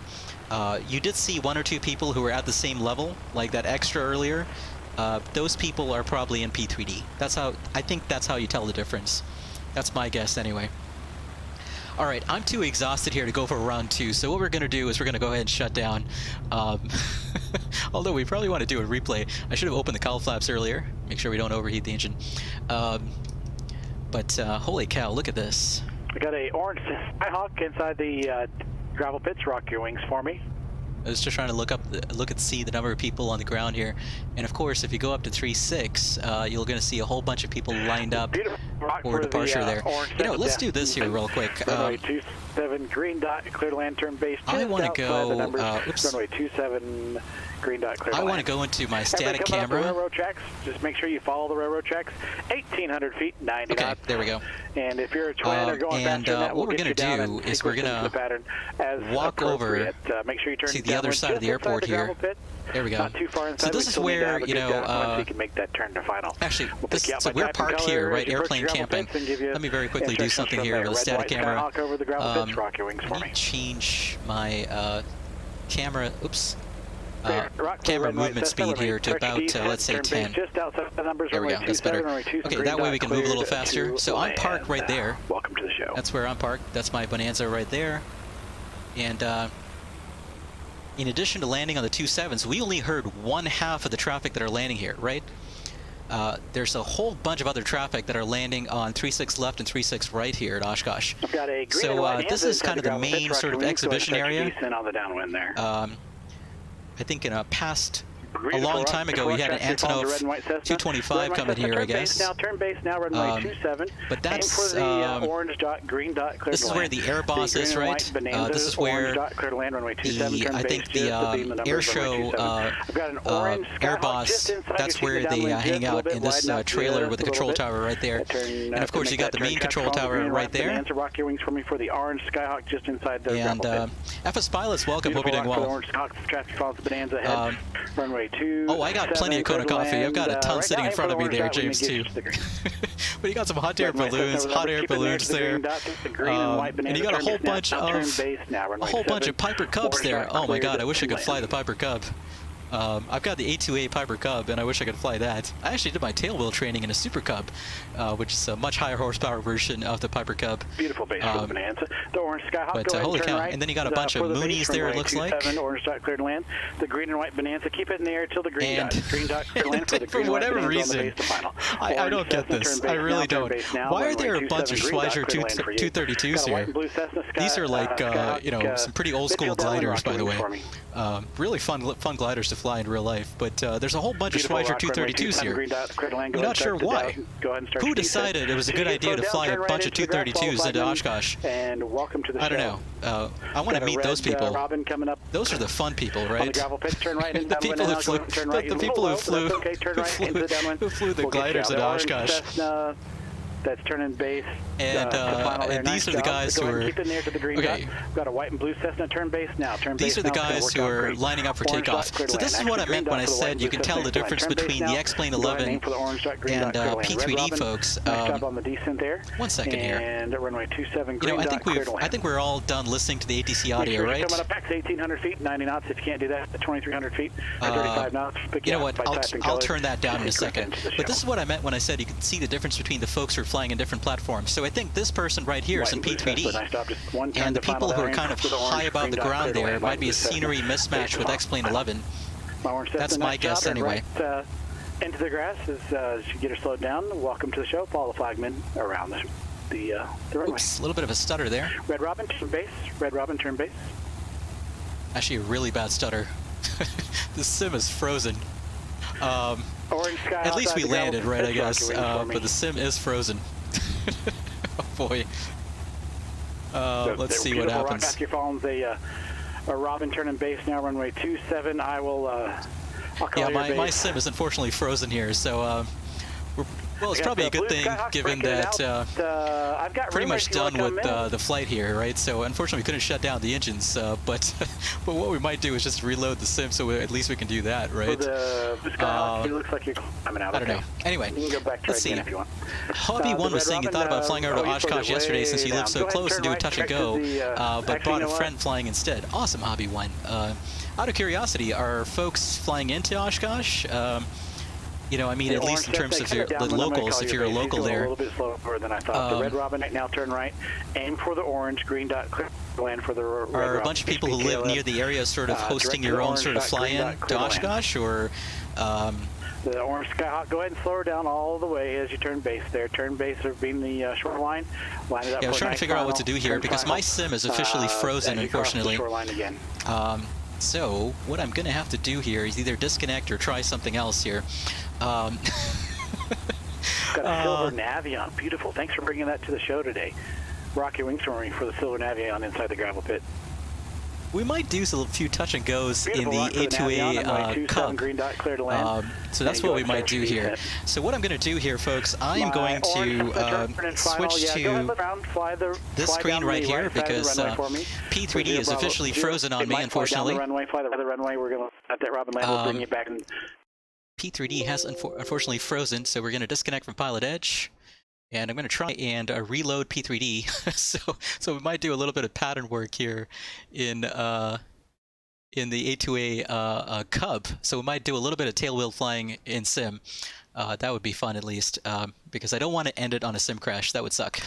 But let me catch up on chat while that's going on, while the sim is loading back up here. Hobby 1 was saying the amount of traffic around the Oshkosh area is definitely up a bit from normal. It's usually just a sleepy airport. Yeah, I could totally imagine. And Hobby says it's usually just locals flying there, though. Yeah, totally there, Hobby. Yeah, but it's good at least, this time of the year, given how, I know, from my prior trips to Oshkosh, never flown in myself, but I've, obviously flown commercial or driven up there, back when I used to live in the Midwest, and I know just how important Oshkosh is to the local economy, this time in the summer. And so, yeah, hopefully, yeah, some people are at least keeping it a little alive, at least, not completely dead. Just going to wait on this to load back up here. It's going to take a while. Unfortunately, you know what it's like with P3D. It just takes a while to load back up, unfortunately, but it is what it is. Trying to catch up on chat here because I know I missed a ton. Hobby 1, I missed you saying earlier that you live close enough to Oshkosh that you fly practice FISK arrivals often in real life and air venture isn't happening. It's only a 25-minute flight for you. That's awesome, Hobby. Out of curiosity, are you a professional pilot up there, or do you just are you kind of like me, just kind of a recreational weekend warrior type private pilot? Dutch P3D pilot earlier, I missed this, was saying you can just wait for someone to pop up flying as Air Force One on yeah, totally. That's exactly what would happen on VATSIM, right? Because people don't take, the VATSIM obviously doesn't have the same sort of it's free, really. It's free. Sometimes free isn't the best thing, right? It's free is a good thing, but that's kind of a double-edged sword. Sometimes, you can get in kids who just want to have some fun, and not really respect things too much on VATSIM. And that's what concerns me. By the way, I meant to talk about, Lokestar was asking earlier about VATSIM being incorporated in the new flight simulator by default, right? From day one.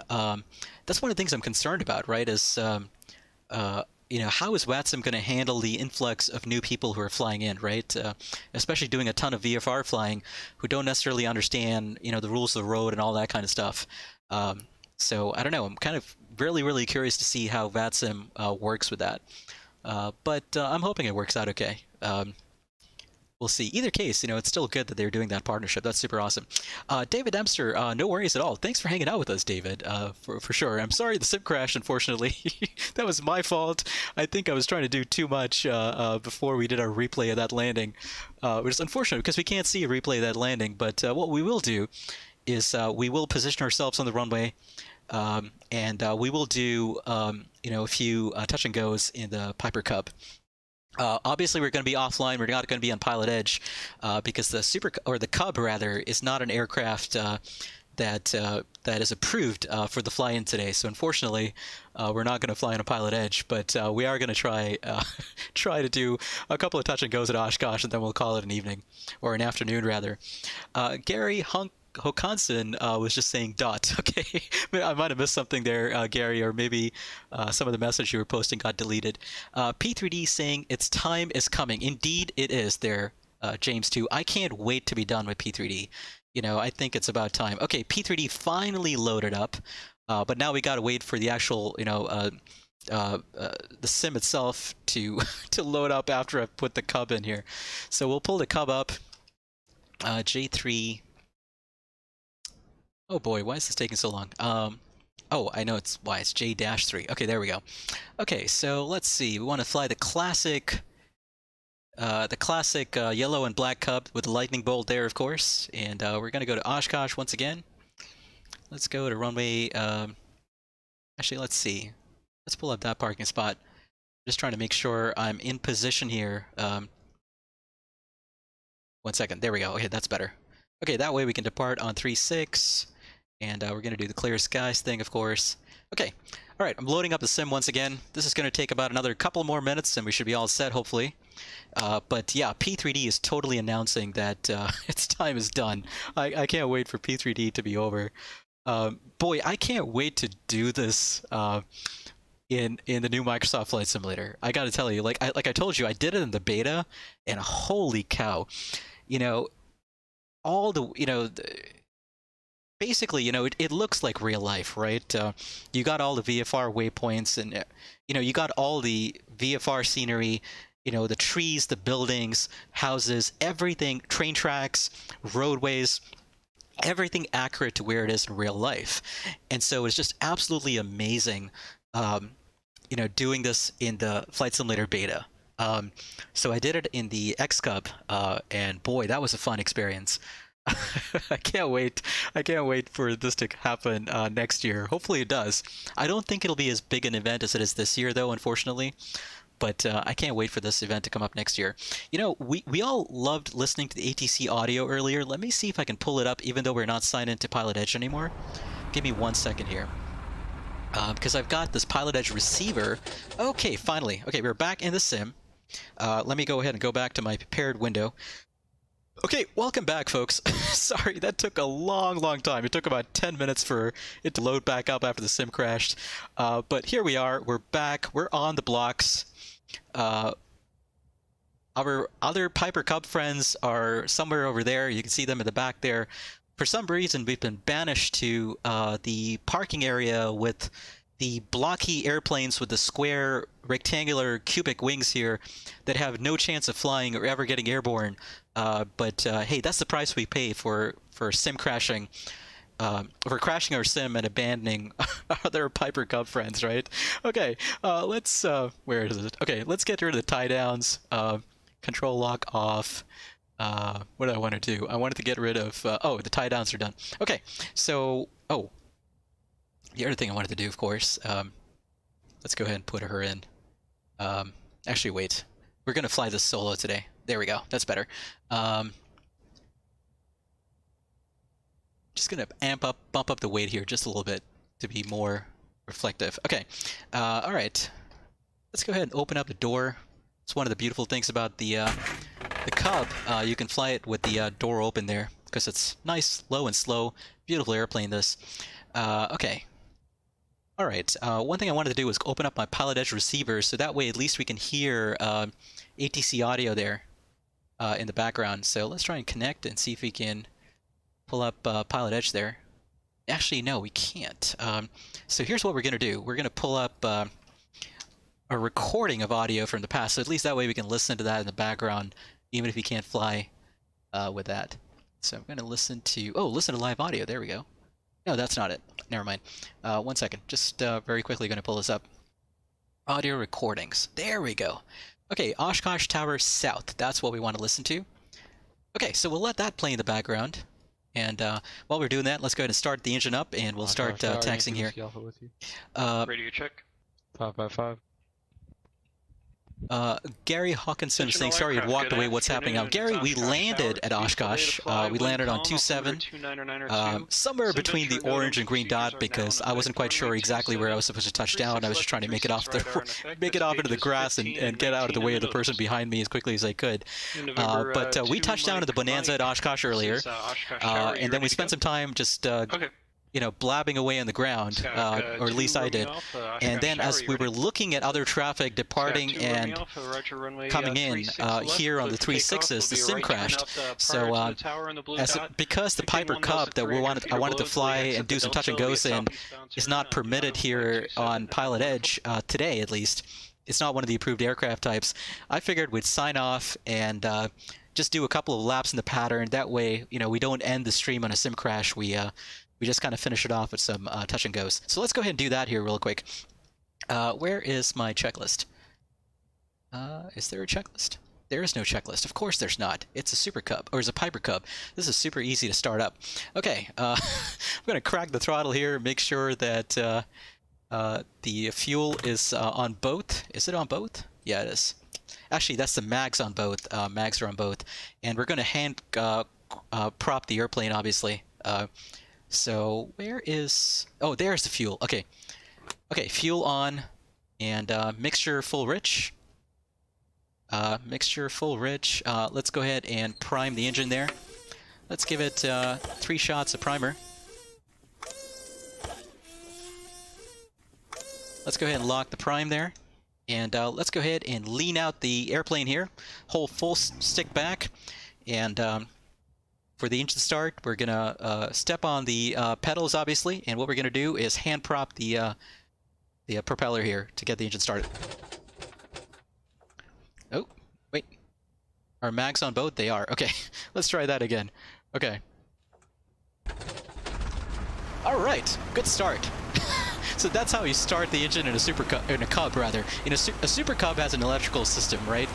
The Piper Cub does not have an electrical system.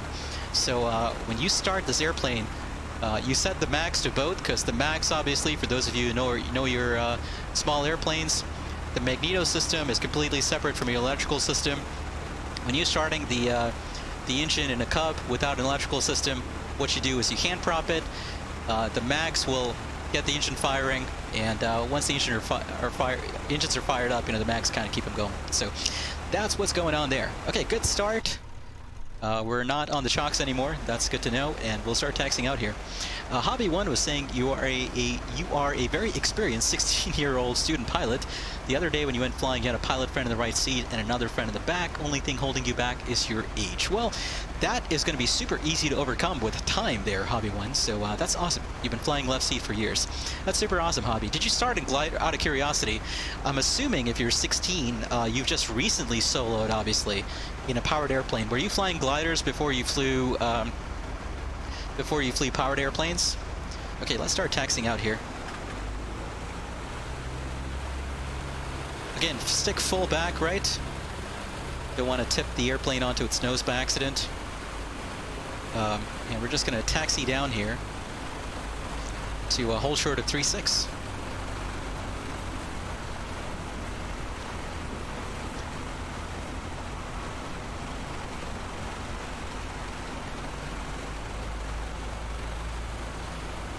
And I'm just going to lean out the airplane slightly here, because obviously with a tailwheel airplane, can't really see too well with that engine in front. And by the way, the Cub in real life, the Piper Cub, is soloed from the back seat. You cannot solo the Cub from the front seat. So that's the reason I'm sitting back here. Hobby1 was saying there aren't any glider operations in your area. Oh, sorry to hear that. Well, glider flying is certainly fun. One of the reason I was asking there, Hobby, was because you were saying you were super experienced as a 16-year-old pilot, and I was assuming, well, when you're flying gliders, you can actually solo a glider at 14. You can solo a glider well before you can get your driver's license even, right? If you're going to solo at 14, so that's why I was asking. But that's super cool, though, that you're super experienced at your age, and best wishes to you as you kind of pursue your interest in aviation there. Okay. Alright, so we're gonna turn left here onto Papa, or Papa 5 rather, and hold short of the runway. Lokestar, it's due to weight balance. It's weight and balance related. Essentially, the CG would be too far forward if you soloed this airplane from the front seat. So that's why. Okay, let's hold short here, and let's very quickly do a run-up, hold the brakes. Let's put the throttle to about 1500 RPM there, and let's go ahead and check the mags. Whoops. Okay, engine still running smooth. That's good. Left mag. Right mag, left mag, and let's go back to both. Okay, engine still running smoothly. That's good to see. Let me very quickly here just put my iPad away, so that's not getting in the way. And what we'll do is we'll do a very quick lap here, and we'll do a couple of touch and goes. What we'll do, so we'll try and do some spot landings is what we'll try to do. We'll try and touch down first on the purple dot, and then we'll try and touch down on the yellow dot, which is further down. At least I think there's a yellow dot. Let me very quickly go into top-down view here, and we'll see. Yeah, there's a yellow dot further down. So we'll try to touch down. Let's do the full quadrifecta here. Let's do four landings, 3 touch and goes, 1 full stop. We'll do purple, yellow dots, then we'll do green square, red square, and we'll end it with a red square. That's what we'll do. We'll try and make up for the sim crash as best as we can. Okay, LEGO Studios, I have done a fair amount of, I've done a little bit of GA streams in the past. So last time we did a GA flight from Kalaupapa, or correction, from Honolulu to Kalaupapa in Hawaii. That's a flight I've done in real life, by the way. I've been lucky enough in my life to have done some real VFR flying in Hawaii. And so we did a VFR stream, part of a group flight on a VATSIM event. From Honolulu going to Kalaupapa, and that was a super amount of fun. Okay, let's get going here. Lokestar, thank you for the far too kind words. Night Shadow, welcome, Night Shadow. Aloha to you. Thanks for hanging out with us. How are you doing, Night Shadow? I'm sorry if I missed a message from you earlier, but I hope you're doing fantastic. Okay, let's taxi on here. I have been missing far too much in chat. Log X was saying those very aerodynamic aircraft look functional. I'm assuming you're referring to the blocky aircraft that we were banished to park next to, right? Okay, but let's go ahead and line up here, and let's get going. Just gonna stick my head out of the window, just line up, and let's go full throttle. And let's get the nose down, just like that. That happens super quick. And we'll use a little bit of rudder here. It's a tailwheel airplane once again. Make sure we're lined up. And once we're at a sufficient airspeed, we'll go ahead and lift off. And the official rule at Oshkosh is you want to turn right before you get to the tower, or before you're past the tower. So let's go ahead and turn right here. And what we're going to do is we're going to land on all 4 dots here on the 3-6s. So first we're going to land on the purple dot, touch and go, then we'll land on the yellow dot, and then we'll land on green square followed by the red square. That is our plan. So we'll see how we do here. Night Shadow was saying, doing great. I didn't miss you. You were away from the PC. Awesome, Night Shadow. Night Shadow was asking, will I be streaming tomorrow? I probably will, Night Shadow. I'm not sure just yet, because I was actually thinking about doing something else tomorrow afternoon, so it's tentative. I might do a stream tomorrow, back in some more normal, normal for me at least, flying. We might do a stream tomorrow for sure. Normal meaning like more like airline type stuff, right? Okay, let's go ahead and land on that purple dot there. This airplane can float, by the way, and there's no flaps. This airplane has, it's very, very non-draggy. So if I want to get it back on the purple dot, given where we started our base there, or how high we started our base, I'm gonna have to slip it in. So we're gonna have to slip it in because there's no flaps in this airplane, obviously. So let's start that slip right now because we're gonna need it. We are gonna need that slip if you want to make the purple dot. Yeah, let's slip it in as much as we can, because otherwise we're not going to be able to do a spot landing here on the purple dot. Nope, that's not going to happen. Okay, we're going to do the yellow dot instead. That's what we're going to aim for. We'll do the purple dot on the next one. That was bad energy management on my part. Okay, so we'll land on the yellow dot there, and we'll try and do a wheel landing on this one.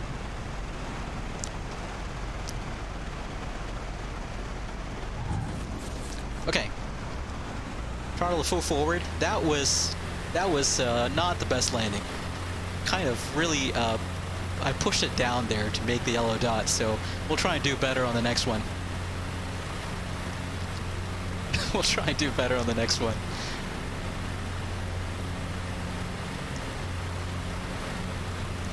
LogX was asking, so I'm not sure it's famous in flight sim, LogX, but it is famous in real life.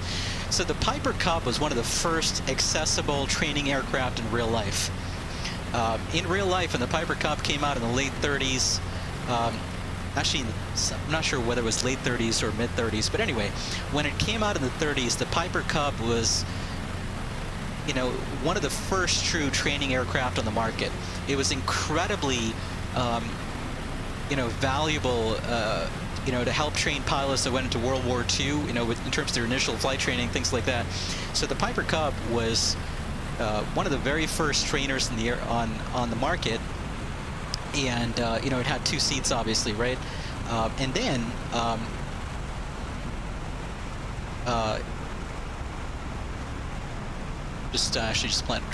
trying to think about this approach here, but besides that, it's just got a lot of historical sort of value, right? The Piper Cub does. It's a beautiful airplane to look at.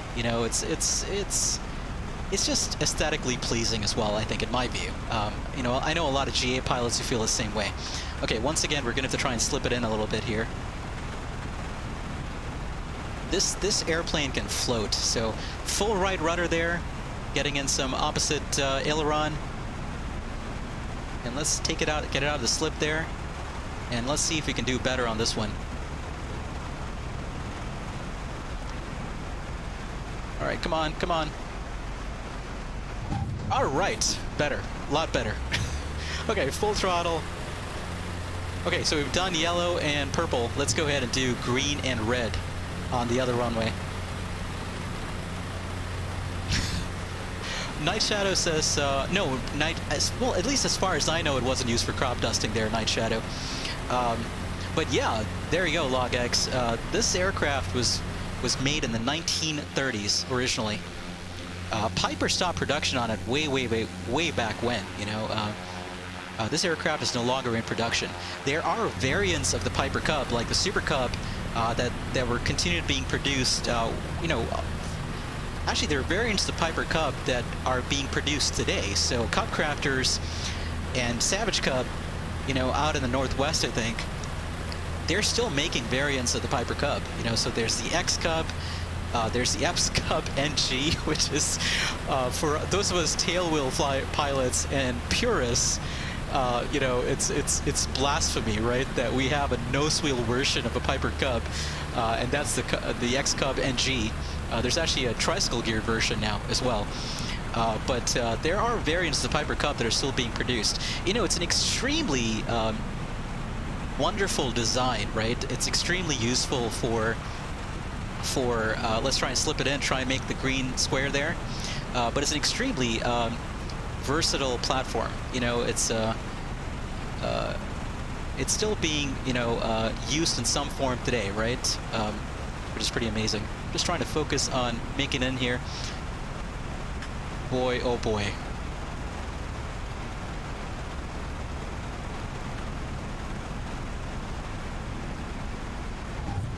Whoa, bounced it.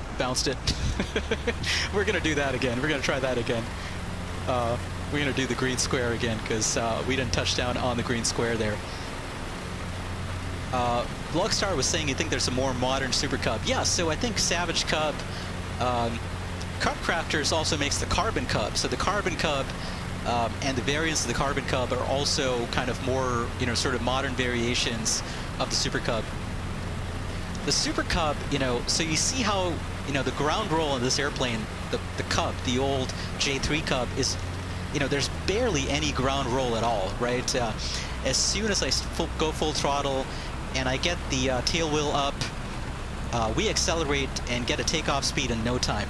The X Cub is like that times a million. The X Cub is like a rocket, which is why it's a fantastic little bush plane, right? Because you can get it in and out some really tight spots out in the bush. But the X Cub is, or not the X Cub rather, but the Super Cub is, boy, it's like a rocket with that 180 horsepower, or, you know, whatever the horsepower engine is of the Super Cub. Oh boy, still a little. Actually, we're doing better this time. I am going to try and slip it in just a little bit though.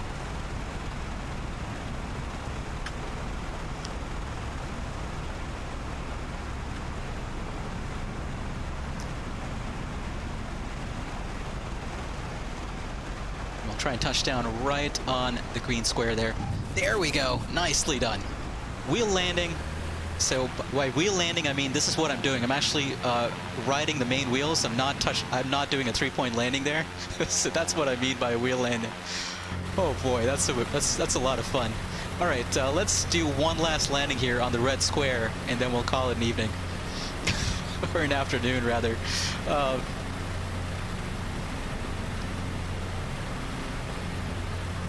Let's see, Night Shadow was saying, can I recommend a turboprop for P3D version 4? You missed flying the J41. Oh, I missed flying that as well there,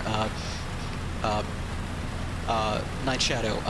I can recommend the Majestic Q400 if you don't already have that, Night Shadow. That is a fantastic turboprop add-on for prepared. And as well, you know, you've got the Milvis Turbine Otter and the Milvis PC6. Porter, the Pilatus Porter. Both the Pilatus Porter and the Turbine Otter, de Havilland Turbine Otter from Milvis are fantastic add-ons.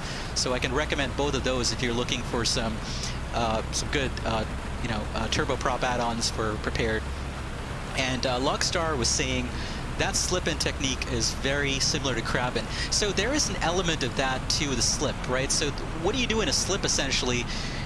This is what's known as a forward slip, right? So what you're doing in a forward slip is you're essentially creating drag so that I can make the red square, the green square, whatever it is, by positioning the aircraft so that the side of the fuselage is more into the wind, right? So that way I'm using the drag from the airplane, you know, being slipped into the wind there, the drag of the fuselage being pointed into the wind to reduce speed and lose altitude. That's what a forward slip is. Okay, I'm doing a lot better. I'm gonna come in really, really low here and try and make that red square.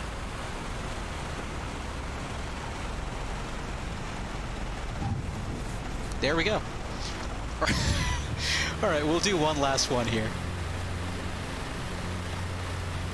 We'll come back on 3-6 left. Actually, you know what? Let's go to 2-7, and we'll land on the orange dot. And that'll be our last landing, and we'll call it a day.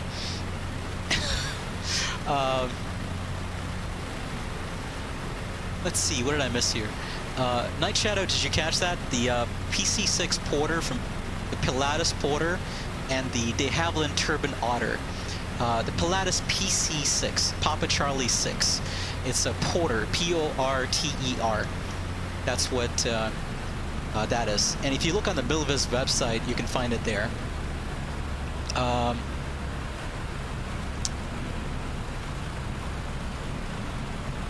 Lego Studios, I'm not sure about the price, to be honest. I'm not sure about the price. I actually need to look that up. Actually, you know what? We're going to land on the green dot. That's what we were planning on landing on earlier. But I kind of screwed up and landed midway between the green dot and the orange dot in the Bonanza because I wanted to exit the runway where I saw the guy in front of me exiting. Okay, so you may remember this picture from earlier when we flew in here in the Bonanza.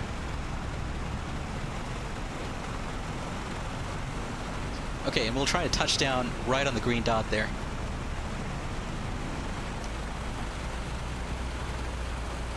So the trick to a good V landing is essentially keep the power in and then chop a little bit of the power off, but just keep a little bit in to keep the airplane flying.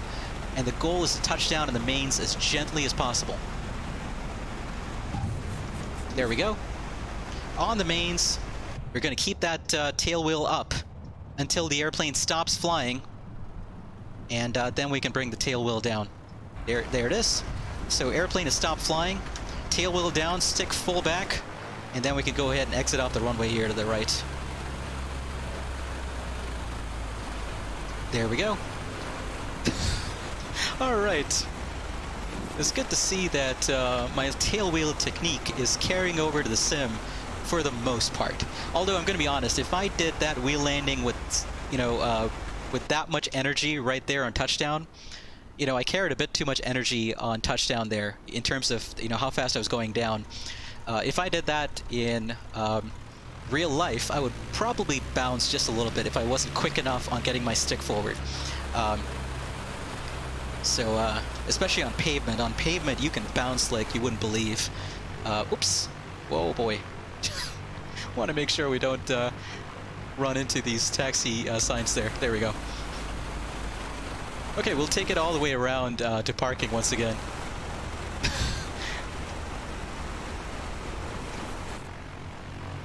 There's the lineman again. That's super cool.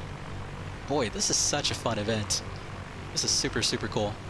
What I'm going to do, folks, is... Oh, actually, I can't do a replay while I'm signed into Pilotedge, because I was thinking about hopping back into Pilotedge so we can see some more folks landing and all that kind of stuff. But anyway, I think we're going to sort of call it here.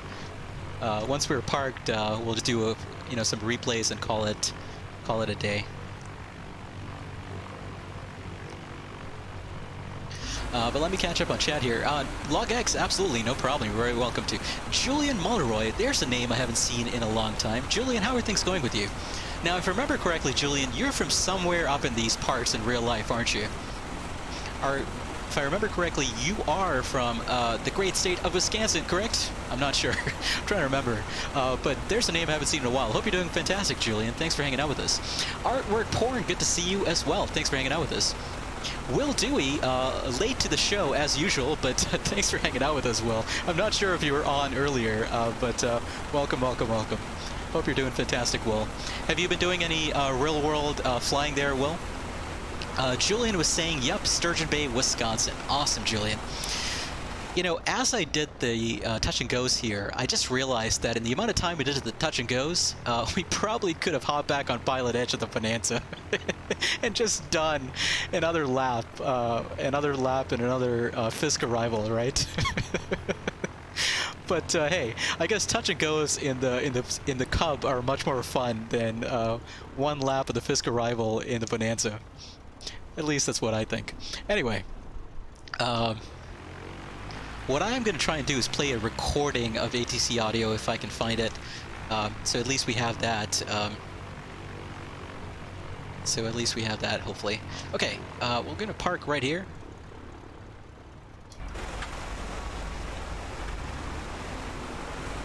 I think that's a beaver. Might be a beaver. At least off to the right. And let's see. That's, oh my god, that's a beautiful airplane right there. The aircraft on the right side of us, that's a Cessna 195, I think. Actually, you said a 180, never mind. I think it's a 180 or a 185 there.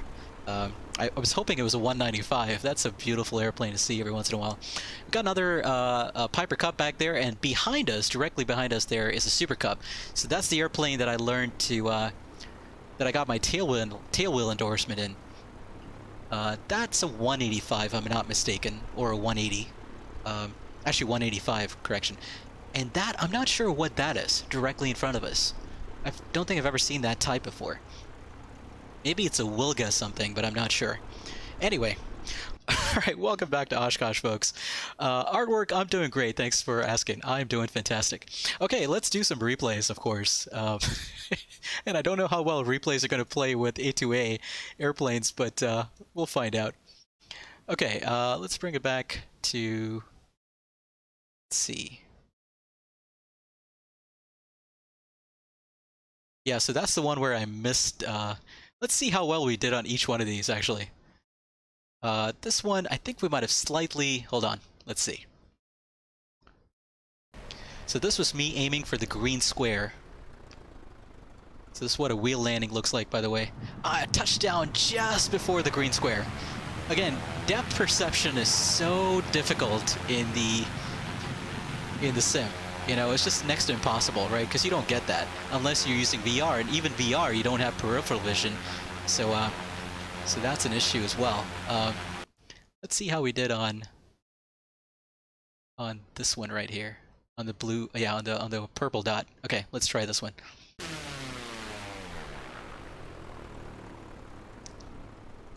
So I think I was aiming for the purple dot on this landing. There we go. That one I actually made it in. Okay. All right. Let's see the very last one here. I want to see what this looked like. Actually, the very last red square one. There we go. Let's see how that looked. Night Shadow was saying you're going to attempt the second tutorial supplied with the PMDG NGXU tonight from San Francisco to Honolulu. Any rec? I don't have the NGXU there, Night Shadow, but the tutorial for PMDG is really, really good. So I wouldn't have many recommendations beyond, you know, what's already listed in the tutorial. I think you can't go wrong by going with a tutorial. Wow. Okay, that one worked out nicely. Although, like I said, you know, typically when I'm doing wheel landings, I don't want to be touching down that fast coming down vertically, because I'm probably going to bounce it if I'm not quick enough pushing the stick forward when I touch down. That's one of the challenges of landing tailwheel. Okay, let's look at the last one, and then we'll get some music going and we'll call it an evening. Will Doing was saying any real world stuff a little bit, Will, midweek, and possibly tomorrow. So if I don't do a stream tomorrow, that's probably why, because I might do a little bit of real world flying. The problem in California is that the cases are back up again. So honestly, it's a little bit. I think there's a lot of reluctance in kind of going out. Ooh, we touched down right before the green square, or right before the green dot, rather, just before. But it worked out okay, close enough. All right, and that's what a wheel landing looks like, right? So you touch down.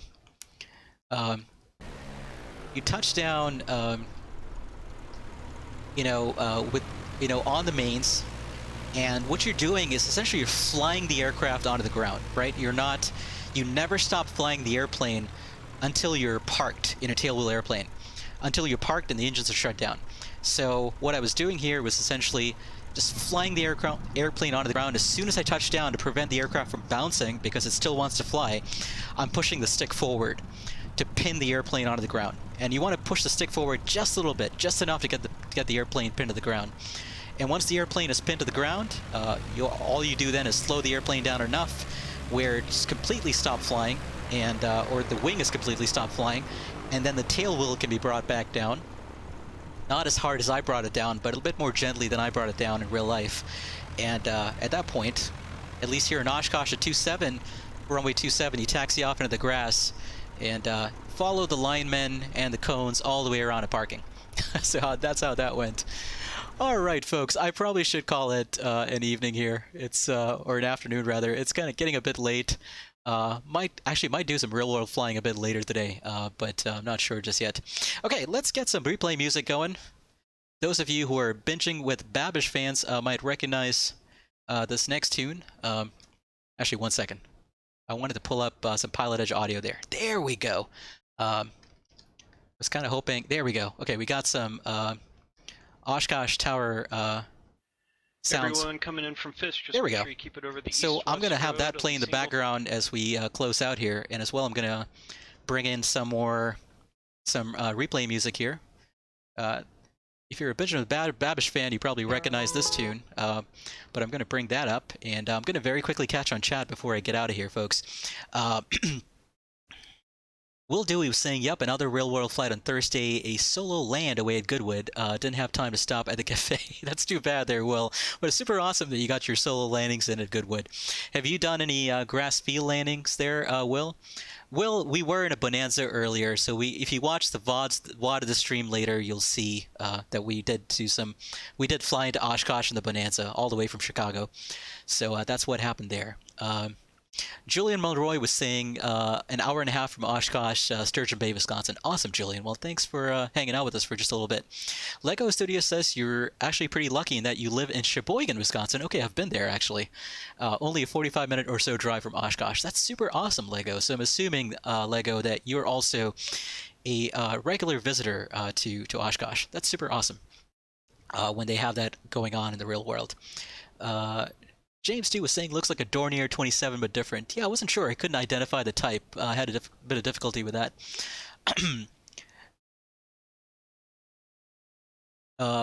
Hazaru, just recommendations in general is what Night Shadow was asking. But I think, yeah, so have fun with that tutorial for sure there, Night Shadow. I think you'll enjoy it. Will Dewey was saying all grass at Goodwood, pretty bumpy in a Cessna 152. Have a great day. Absolutely, Will. You as well. For sure. James too, absolutely. Artwork, you as well. Hazaru, you as well. All of you fine folks are in. LogX, Julian Mulroy, everybody else that I might have missed. Thanks for hanging out today. This was super fun. It's too bad we couldn't do a replay of our landing in the Bonanza because our sim crashed as we were looking at some of the sights and sounds around Oshkosh after we got to aircraft camping. But I'm glad we got to do a few touch and goes at least in the A2A Bonanza, or sorry, the A2A Super Cub. God, it's getting late in the afternoon. I need to go get some more coffee in me, and I need to go get some something to eat. I need to go get out of here, folks, because clearly I am no longer fit for streaming. So I'm going to get out of here as quickly as I can here, and let you fine folks get back to the things you need to do, and I can do that as well.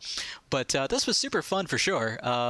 Hope you had fun as well, and I will look forward to catching you next time. Let me get some replay music going here as before we start the replay. There we go. Let's go to some cinematic shots and get some replay music going. And I'm going to call it an afternoon here, folks. Thank you all for hanging out. This was super fun. For those of you who haven't tried out Pilotedge, give the trial a shot. You know, as you saw today, Pilotedge controllers are super fantastic, super awesome. This was, I think, a once-in-a-lifetime event. I'm not sure we're going to get the same level of traffic next year on Pilotedge if they have a SimVenture 2021. But super, super fun event nonetheless. This was an ACES awesome, super awesome event for Pilotedge. Really, really enjoyed it. And thank you all for hanging out. Hope you had fun. Hope you enjoyed it. I'm not sure I'm going to be streaming tomorrow. Maybe I will, maybe I won't. But if I do, we'll see you tomorrow. If not, maybe we'll see you midweek. If not, we'll see you next weekend. But thanks for hanging out, y'all. Take care, have fun, stay safe, stay healthy. Blue skies and tailwinds. Y'all take care. Bye-bye.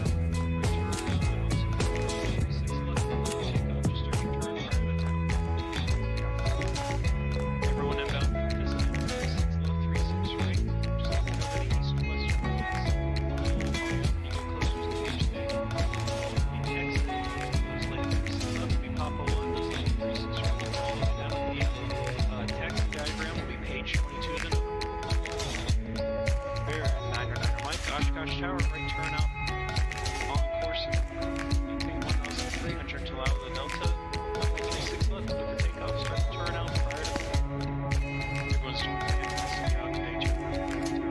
Appreciate it. I know the 27 guy would really appreciate me flying over his pattern. Thanks a lot. All aircraft departing, follow page number 23 for the departure NOTAM of for Oshkosh.